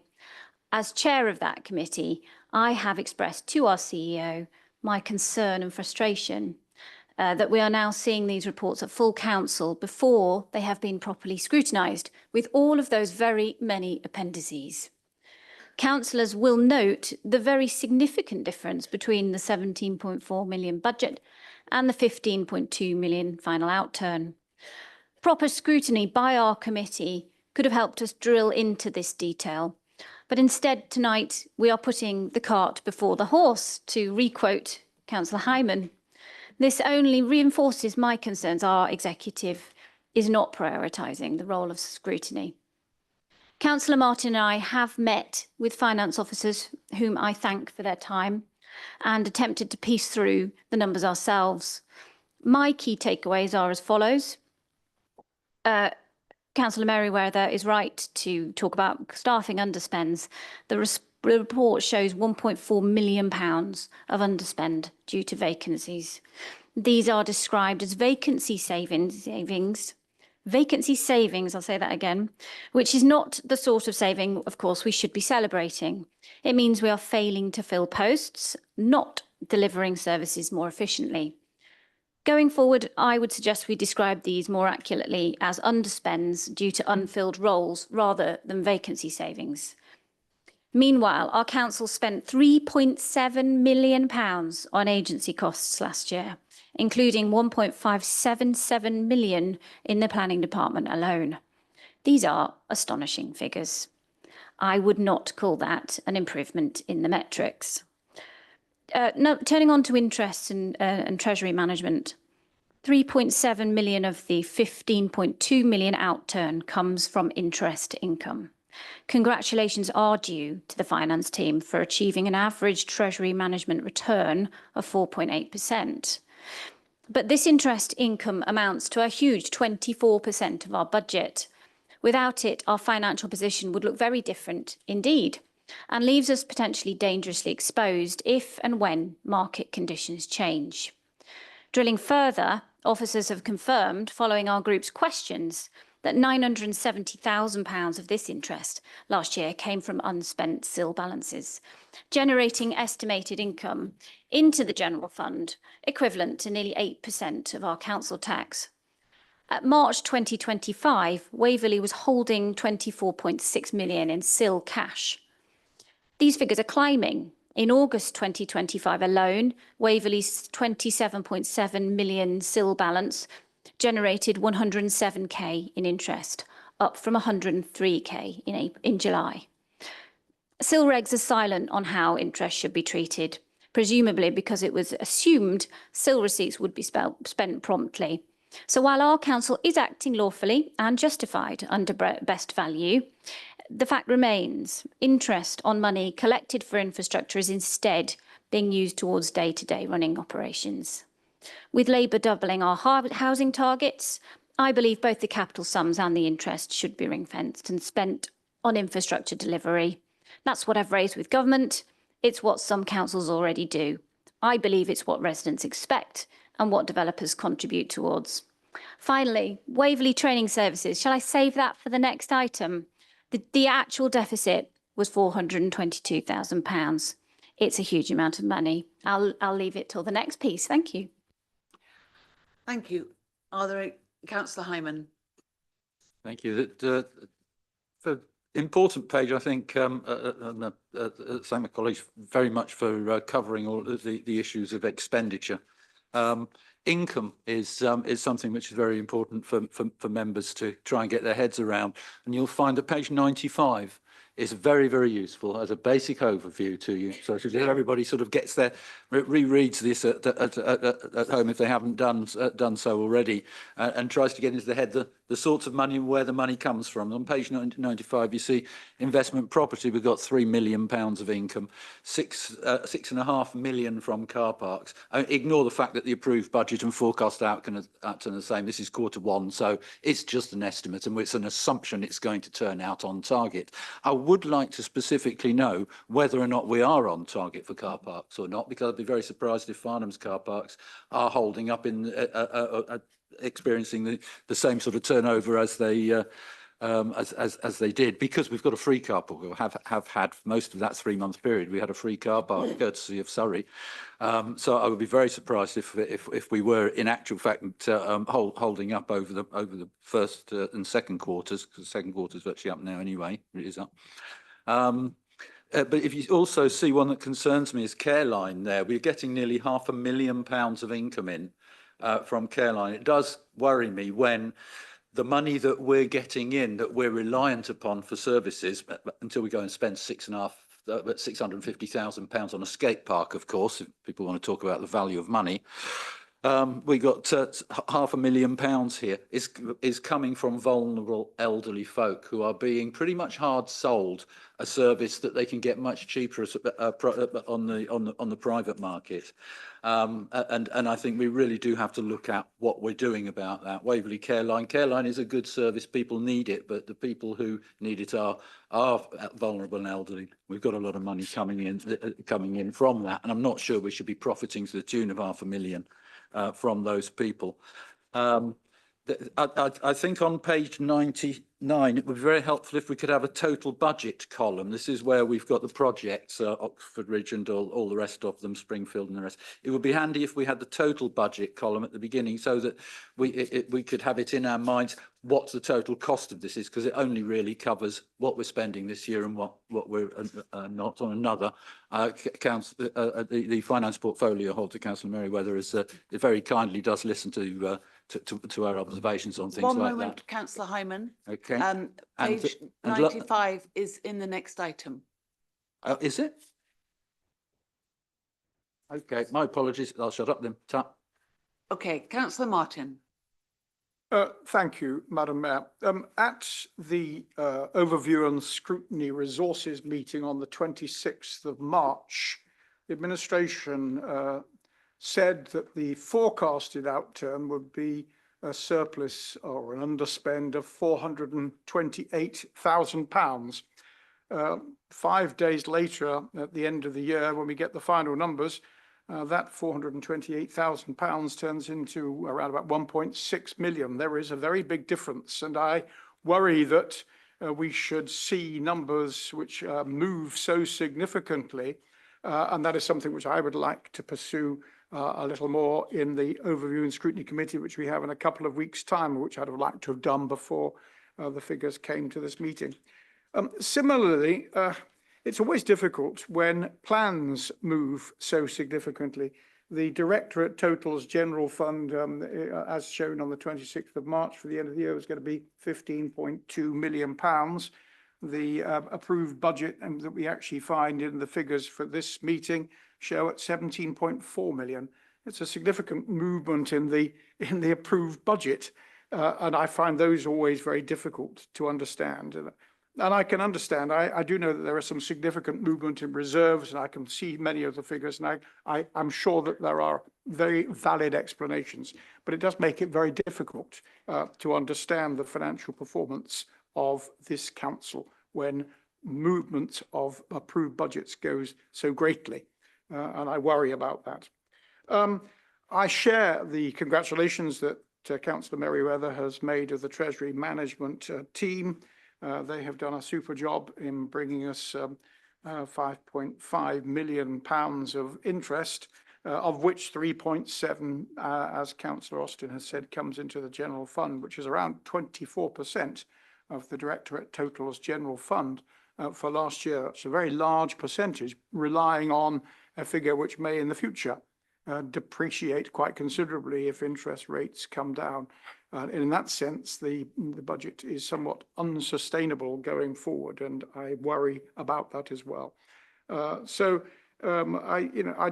welcome many parts of the achievement. I think in many ways we've done extremely well, but I do hope that we can get better at forecasting and that we don't have that wide variation between a third quarter forecast for the end of the year of 400,000 a few weeks later, which becomes 1.6 million. And I would like to see a little more explanation of the movement of plans. Many thanks. Councillor Goodridge. Thank you, Madam Mayor. I just wanted to comment about the capital expenditure for both the General Fund and the HRA. I mean, on the General Fund, the budget said we were going to spend 22 million on capital projects. It's down there for savings of 12.2 million. In other words, we only spent 9.8 million, which is 44.5% of what we were budgeting to spend.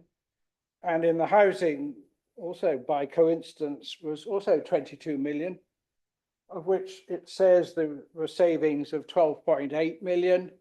In other words, we spent 9.2 million, 41.8%. Now, we're told that there are delays, and I've been on this council long enough to know that never in any financial year have we spent 100% of what we intended to spend on capital. It's always 10%, 15%, 20% below what we anticipated due to delays. It's been explained that the delays were outside our control, but I suspect that part of the reason for the delays was that we didn't have enough staff to ensure that these capital projects got to fruition. And I am concerned that, that when we agree in a budget that we're going to spend money on A, B, and C, that we end up by doing it on A and B and C don't tend to get done. And I would hope that in the last throes of this council, that we do actually ensure that our residents get the capital projects that they expected. Thank you. Thank you. Are there any other speakers? Councillor Follows. Thank you very much. Just to go back to something that was mentioned right at the beginning, if members, any members here are having issues reading the text on any of these papers, officers can print large print versions of these, and I encourage you to not just raise accessibility issues at the last minute, but to ask Democratic Services to assist you. They will do that, whether it be hearing in the chamber, looking at things on screens, or requesting large print versions of material that's quite tiny. I certainly found it a bit tiny, but I can see why others might need to ask for another copy. Please do that. Just in terms of why this is at council, a little while back when we were talking about these things, predominantly just at executive, these type of reports, it was agreed, I think, amongst everybody, I think in this case also including the opposition, that actually having these reports at council will be a good idea, firstly for transparency, but also for the general information and education of all members as the financial position of the council. What I do take as a point, though, is that they definitely should come after the scrutiny cycle. I was myself at the time surprised to see them on the agenda here as well. And I think in practice, they should go after the scrutiny cycle. But I will also just say, though, that that's not denying members of the scrutiny committee their right to scrutinise these items. They are indeed coming to those committees on the 15th and 23rd of October, respectively. And of course, any comments on the financial outturn and the quarterly reports are going to be as valid now as they are in 2 weeks' time and so on. So I get the point as to the ordering of them, but at the end of the day, it's not like you've been denied the scrutiny. And to be clear, we had no recommendations on quite a few of the things that you've raised issues with tonight, and no questions in advance. And some of these things just sort of spontaneously occur at council rather than using the scrutiny processes that we actually have available in this council. So gaps in departments obviously are savings, but as many of us obviously know, that's not necessarily always a positive thing. And in some cases, that's not for a lack of looking for people. And there are some departments that that's particularly critical in. It's not an even picture across this council, just as it's not an even picture across local government in general. I'd also just be reminding everybody that LGR is really exacerbating recruitment across the whole sector, particularly in the south of England. And that is for obvious reasons. If you are looking for a permanent job, going to join a council that's got about 18 months left is probably not going to be top of your list, particularly when that unitary is just round the window, around the corner.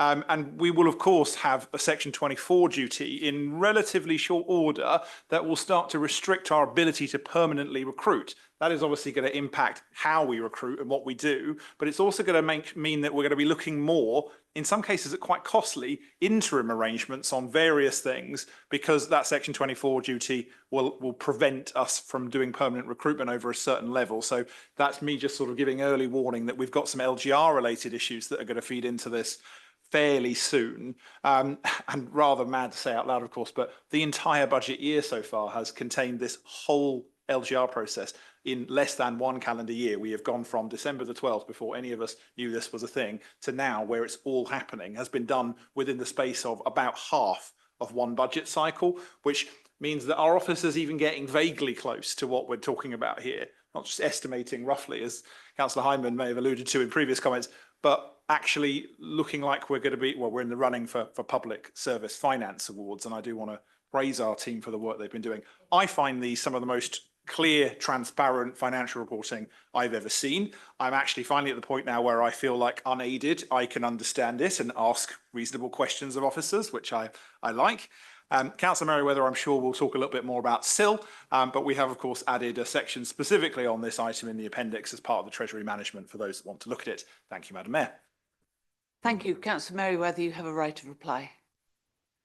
Thank you, Madam Mayor. And Jerry, if you'll bear with me, I'll deal with your points on the Q1 item next when they come up. So just in terms of the staffing in the agency, I appreciate Councillor Austin recognising the pressures that we face in the labour market, but I can reassure her that the agency spend, at least last year, was on a downward trend, and it was on a downward trend this year until LGR reared its ugly head. That was that was an intentional and a deliberate policy move of this administration. The Treasury, yes, we've benefited from inflated interest rates, thanks to Liz Truss and others. But as a consequence of that, we're also facing, to come to Councillor Goodridge's point, awful conditions, particularly in the construction sector, with supply chain difficulties, with labour difficulties. And it should be a surprise to nobody that we, like everybody in the private sector, are really struggling to deliver on capital projects. These are itemised in the report, annexes 6 and 7. You know, we're talking about Cranley Leisure Centre, we're talking about the fairground, we're talking about the things that we as a public sector organisation have to jump through even more hoops to deliver, including, of course, procurement planning, where we do not have a right of appeal, and dealing with suppliers, as well as having much tighter budgets. Let's just come back to the points that were made on Treasury. And I'm sorry I have to repeat myself, and I'm sorry I have to do it so bluntly, but funds are not cash. So to rattle off numbers of the funds that we had on our balance sheet for SIL and Section 106, and to describe them as cash, I'm afraid is wrong. It's incorrect. It's false. To describe the £970,000 hypothetical calculation, and it says it in black and white. I'm not quite sure how we can be any clearer. The theoretical computation of what it might have been had it been cash, to describe that as cash is wrong. And to say that we are somehow balancing our books with this money is also wrong, because it is only by virtue of this inflated receipts that we were able to make a revenue contribution to capital, I stress, capital programmes of nearly £1.2 million this year, that we've been able to put aside reserves for capital cost and investor save contingencies, all of the things that we are that we're able to do. And it is also, I'm afraid, sorry to be blunt, it is also false to say that we have not ring-fenced the SIL capital. The SIL capital funds are ring-fenced. They are reserves. They may not be represented as cash balances on the balance sheet, but they are ring-fenced. They only go to capital. I think I've covered most of the points, but I'm sure there'll be more when we come to the Q1 report. Thank you. Thank you indeed. So I'll read the recommendation, which is that Council resolves to note the financial outturn report for 2024-25. When lights show, please vote. Or note. Agree to note. Yep. Do you so note? Thank you. Well, at nearly 9 o'clock, we will suspend the meeting for a quick comfort break of 5 minutes. Good decision. Yeah. I could definitely do with one of those. Yeah, too.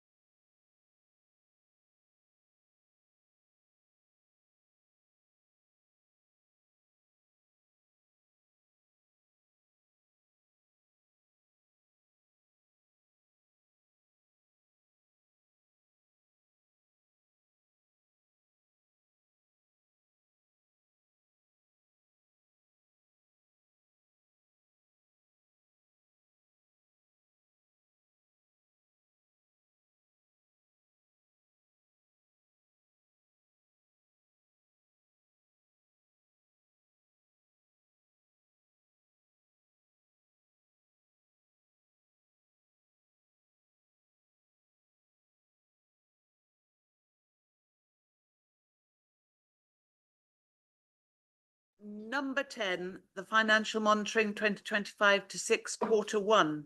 Are there any questions on clarity? No.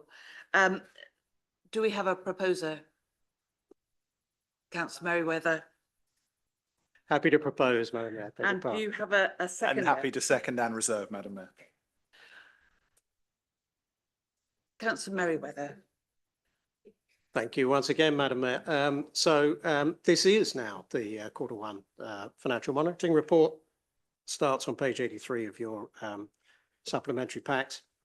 And again, at the risk of repeating myself, there's plenty of detail in the report and the appendices, but I just want to re-emphasize, first of all, that the variances and the forecasts in this are for the full fiscal year based on the quarter 1 outturn experience. So the variances in the report are not just for the quarter, they are forecast for the whole year. But otherwise, the key themes echo what I've just said for 24-25.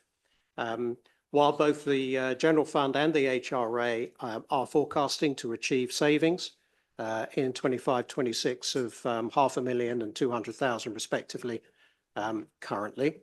In both cases, also, this is still principally due to the additional vacancy savings or whatever terminology we prefer to use. And again, it's often as a result of hard to fill posts or job evaluation, market testing being required. Waverley Training Services has made efforts to mitigate its income shortfall, and including a vacancy savings and other cost reductions, bringing the overall variance forecast for the year back to 0. A 3-year business plan has been introduced to address the deficit, and progress will be monitored throughout the financial year through to March 26. But third, as we go into the heat of LGR, Waverley's reserves remain adequate and strengthen Waverley's financial resilience and our ability to manage volatility and risk. And with that, I'll commend the recommendation. Thank you. Thank you very much. Are there any speakers? Councillor Austin. Did you have a seconder? He had a second and he's reserved his right. Yeah. Thank you. So I won't repeat all of my comments as earlier, but this also should have come to scrutiny in July, and it's disappointing that it didn't. The key issues are the same. Vacancy savings, Appendix 2 demonstrates the majority of underspend is happening because of underemployment, 445k. And again, this is not good news. Now, I'm really confused about actually really the excuses that are being used for this. I do recognise that the market conditions are very difficult, but they're saying, well, we can't recruit for short-term roles. LGA is a really big issue. But they knew this in the budget in March when a number of new 2-year roles were specifically defined and recruited and taken off the budget and paid out of reserves. I mean, did they do that knowing full well that they wouldn't be able to fill those roles? I mean, it's completely contradicting that argument. Moving on to Waverley Training Services, the forecast budget is an underachievement again or against budget of 84k, which has been mitigated again by that word vacancy savings, which I presume just means employing fewer people. Just to reconfirm, for 2025-26, the cost for this service is budgeted to be 550k. I don't think any of us in this room would say that this is not an important service. It absolutely is. And I don't want any accusation, because that is the classic thing that's thrown against me. Oh, you don't care. Of course, we all care about training people, but I also care about value for our taxpayer. And we've got, if these things are consistently not working over 5 years, it's only right and proper we discuss it in this council chamber and we debate it. Now, I'm really keen that Councillor Merriweather avoids any potential accusation of gaslighting. So I'll just help him by confirming what I actually said about SIL. I said, I believe both the capital sums and the interest accrued should be ring fenced. I didn't say that the capital, Waverley does not ring fence the capital. I said nothing of the sort. Now, we're seeing again that this SIL issue, I mean, it's a major issue here. And I just think, given the fact that that was what I was going to talk about, SIL cash, right? I'm just going to quote from an email I received from an officer, finance officer, yesterday. This talk about SIL cash not being cash.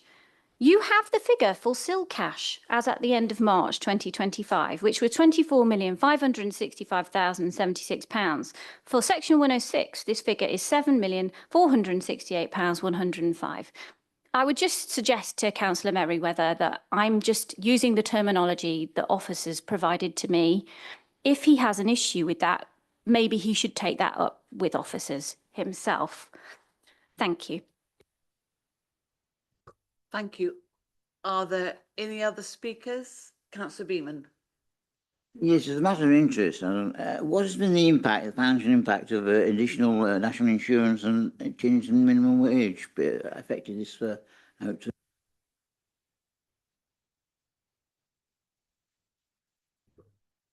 Any other speakers? Councillor Hyman.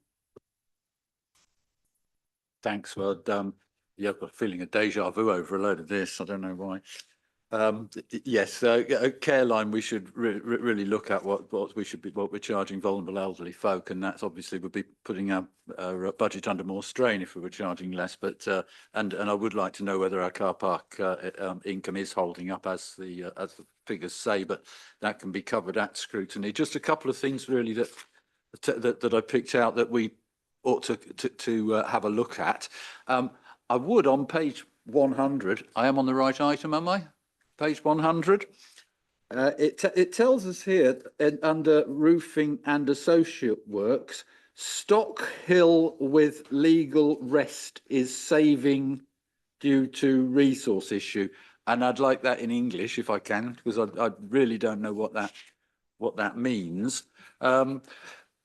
I'm a little bit concerned on page 101. We've got of the money which was allocated to the Homes for Ukraine and Afghan refugees and Syrian, large amounts of money that is almost completely unspent. And I think we'll like an explanation for that, if not now, then at an ONS certainly. So a report that can put that in front of us, let us know what's going on there, because I think this is grants that we've been given from the government, and it is protected, and so we have to well, we have to be spending it, and I don't understand why it isn't in this document. If you can answer now, then do. But the other thing is on page 103 at the bottom there's some asterisks, and there's an asterisk with a dash against it, and I've been searching through that with my poor old eyes, trying to find where on earth an asterisk is. So I know what we're talking about, and if anyone can tell me what that is, I'd love to what that's on about. So really, I'd like a bit more clarification. So when it comes to ONS, I'm not asking the same things. That's all. Thanks. Thank you, Councillor Fairclough. Thank you, Madam Mayor. I'd just like to take this opportunity to sort of answer both of Councillor Hyman's original question and the one he's just said about car parking revenue and car park ticket sales. They are holding up extraordinarily well, and I recall that Councillor Hyman in particular earlier on referred to Farnham, and I would imagine that his reason for doing so is not just as a Farnham councillor, but as the effect of the Farnham Infrastructure Programme Town Centre Improvement Works. And I have to say that we monitor, as you might expect, ticket sales and ticket values and revenue achieved extremely closely on a month-by-month basis. And we're seeing very little effect from the town centre improvement works, other than a slight displacement from one car park to another, And in part of that also is, and again, with apologies to the Chamber for being very Farnham-centric on this, it's effect of moving a surgery from one location to another location, and people simply no longer park in the first car park and are parking in the second. But overall, no, we're seeing very little effect from the town centre improvement works. Ticket sales are on a par with last year, and obviously therefore the revenue has increased slightly because charges at some levels increased, although not at all, as we all know. So yes, very healthy. Thank you. Thank you. Councillor Mary-Louise. Thank you, Madam Mayor. Just to respond to you, Councillor Hyman, about Careline. Before the pandemic, a lot of people did take up the Careline offer from us. But unfortunately, the pandemic killed a lot of those people and the numbers went right down. I know it sounds awful, but that's actually what happened. So what you're not seeing is us skimming the money off these people, but there's been a greater uptake now because those people have reached an age where they need it, and those are the ones who survived. Thank you. Thank you. I don't see any other speakers, so Councillor Follows, would you like to speak now? Thank you. I'm glad Councillor Mary-Louise ended with that because, I mean, as blunt as it is, it's the truth and it does impact some of these numbers. And as with all of these sorts of things, sometimes getting the narrative nuance into a detailed financial report is quite hard. And as Councillor Fairclough has alluded to, when you get to things like car parks or specific situations in a particular town, that nuance is extremely important, not just in understanding an individual situation within one part of Waverley, but then understanding the impact on the whole of Waverley's budget and the impact on Waverley residents as a whole, as of course, as Waverley councillors we're obligated to do, as much as we look at the locations of which we represent specifically. So I can't help but just comment on LGR. I think it's fair to say that due to that intriguing collaboration of the Labour government nationally and the Conservative County Council locally, bringing about this particularly unique form of devolution, we've had to learn on the hoof as to what form of LGR we're actually having to go through, how quickly we have to do it, what the impact on the budget's going to be, what the impact on services is going to be, what the cost of it's going to be, what the impact of recruitment's going to be, what the impact on the debt and other issues at financial situations at other councils within the variations of those unitaries. And we've had to do that since last December. Understandably, therefore, there has been some impact on our ability to recruit. There has been some impact on the services that are going to be most impacted as we move forward.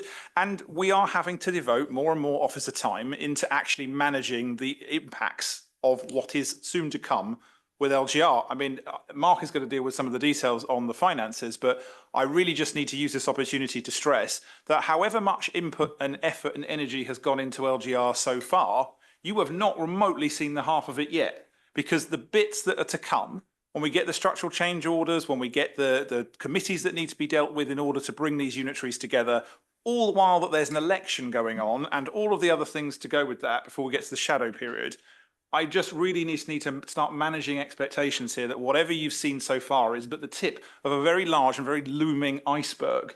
And that's before you've got issues like Woking on the horizon. But before I mix any more metaphors, I'll hand back to the portfolio holder. Thank you, Madam Mayor.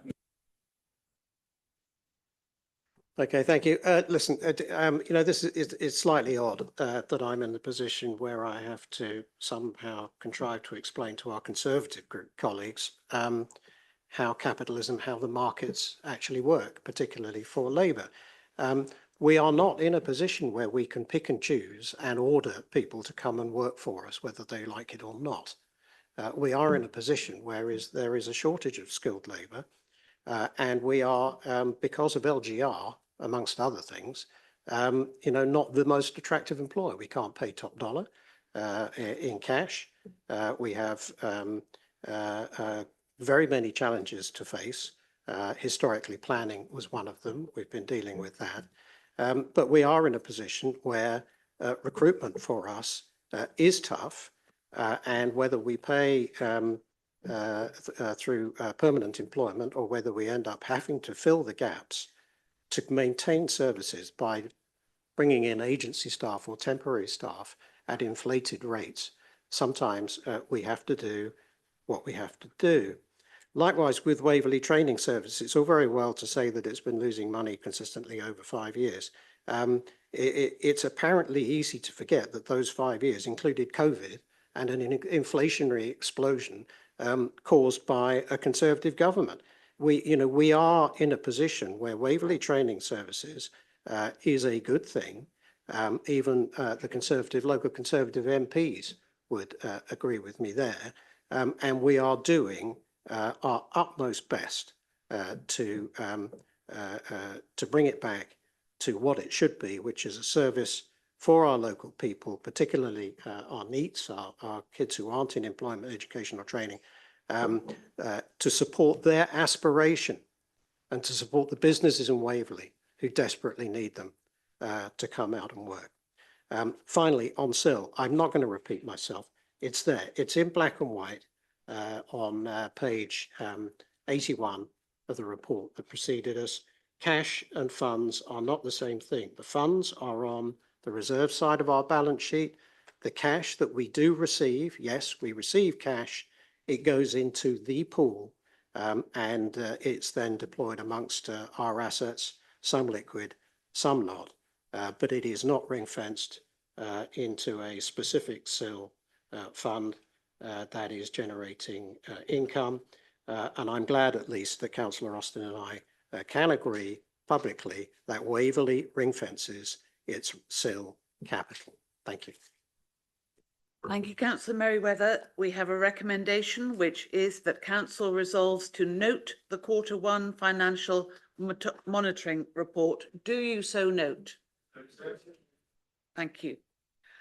And our last agenda item is agenda item number 11, appointments to committees. Councillor Follows.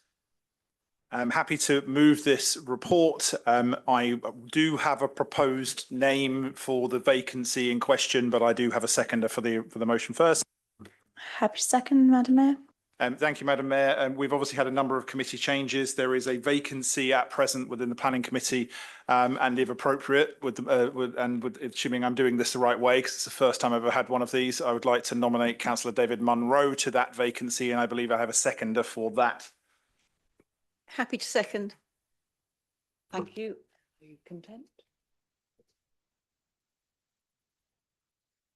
I'm happy to accept that. Nominations. Are there any other nominations? No. So all in favour?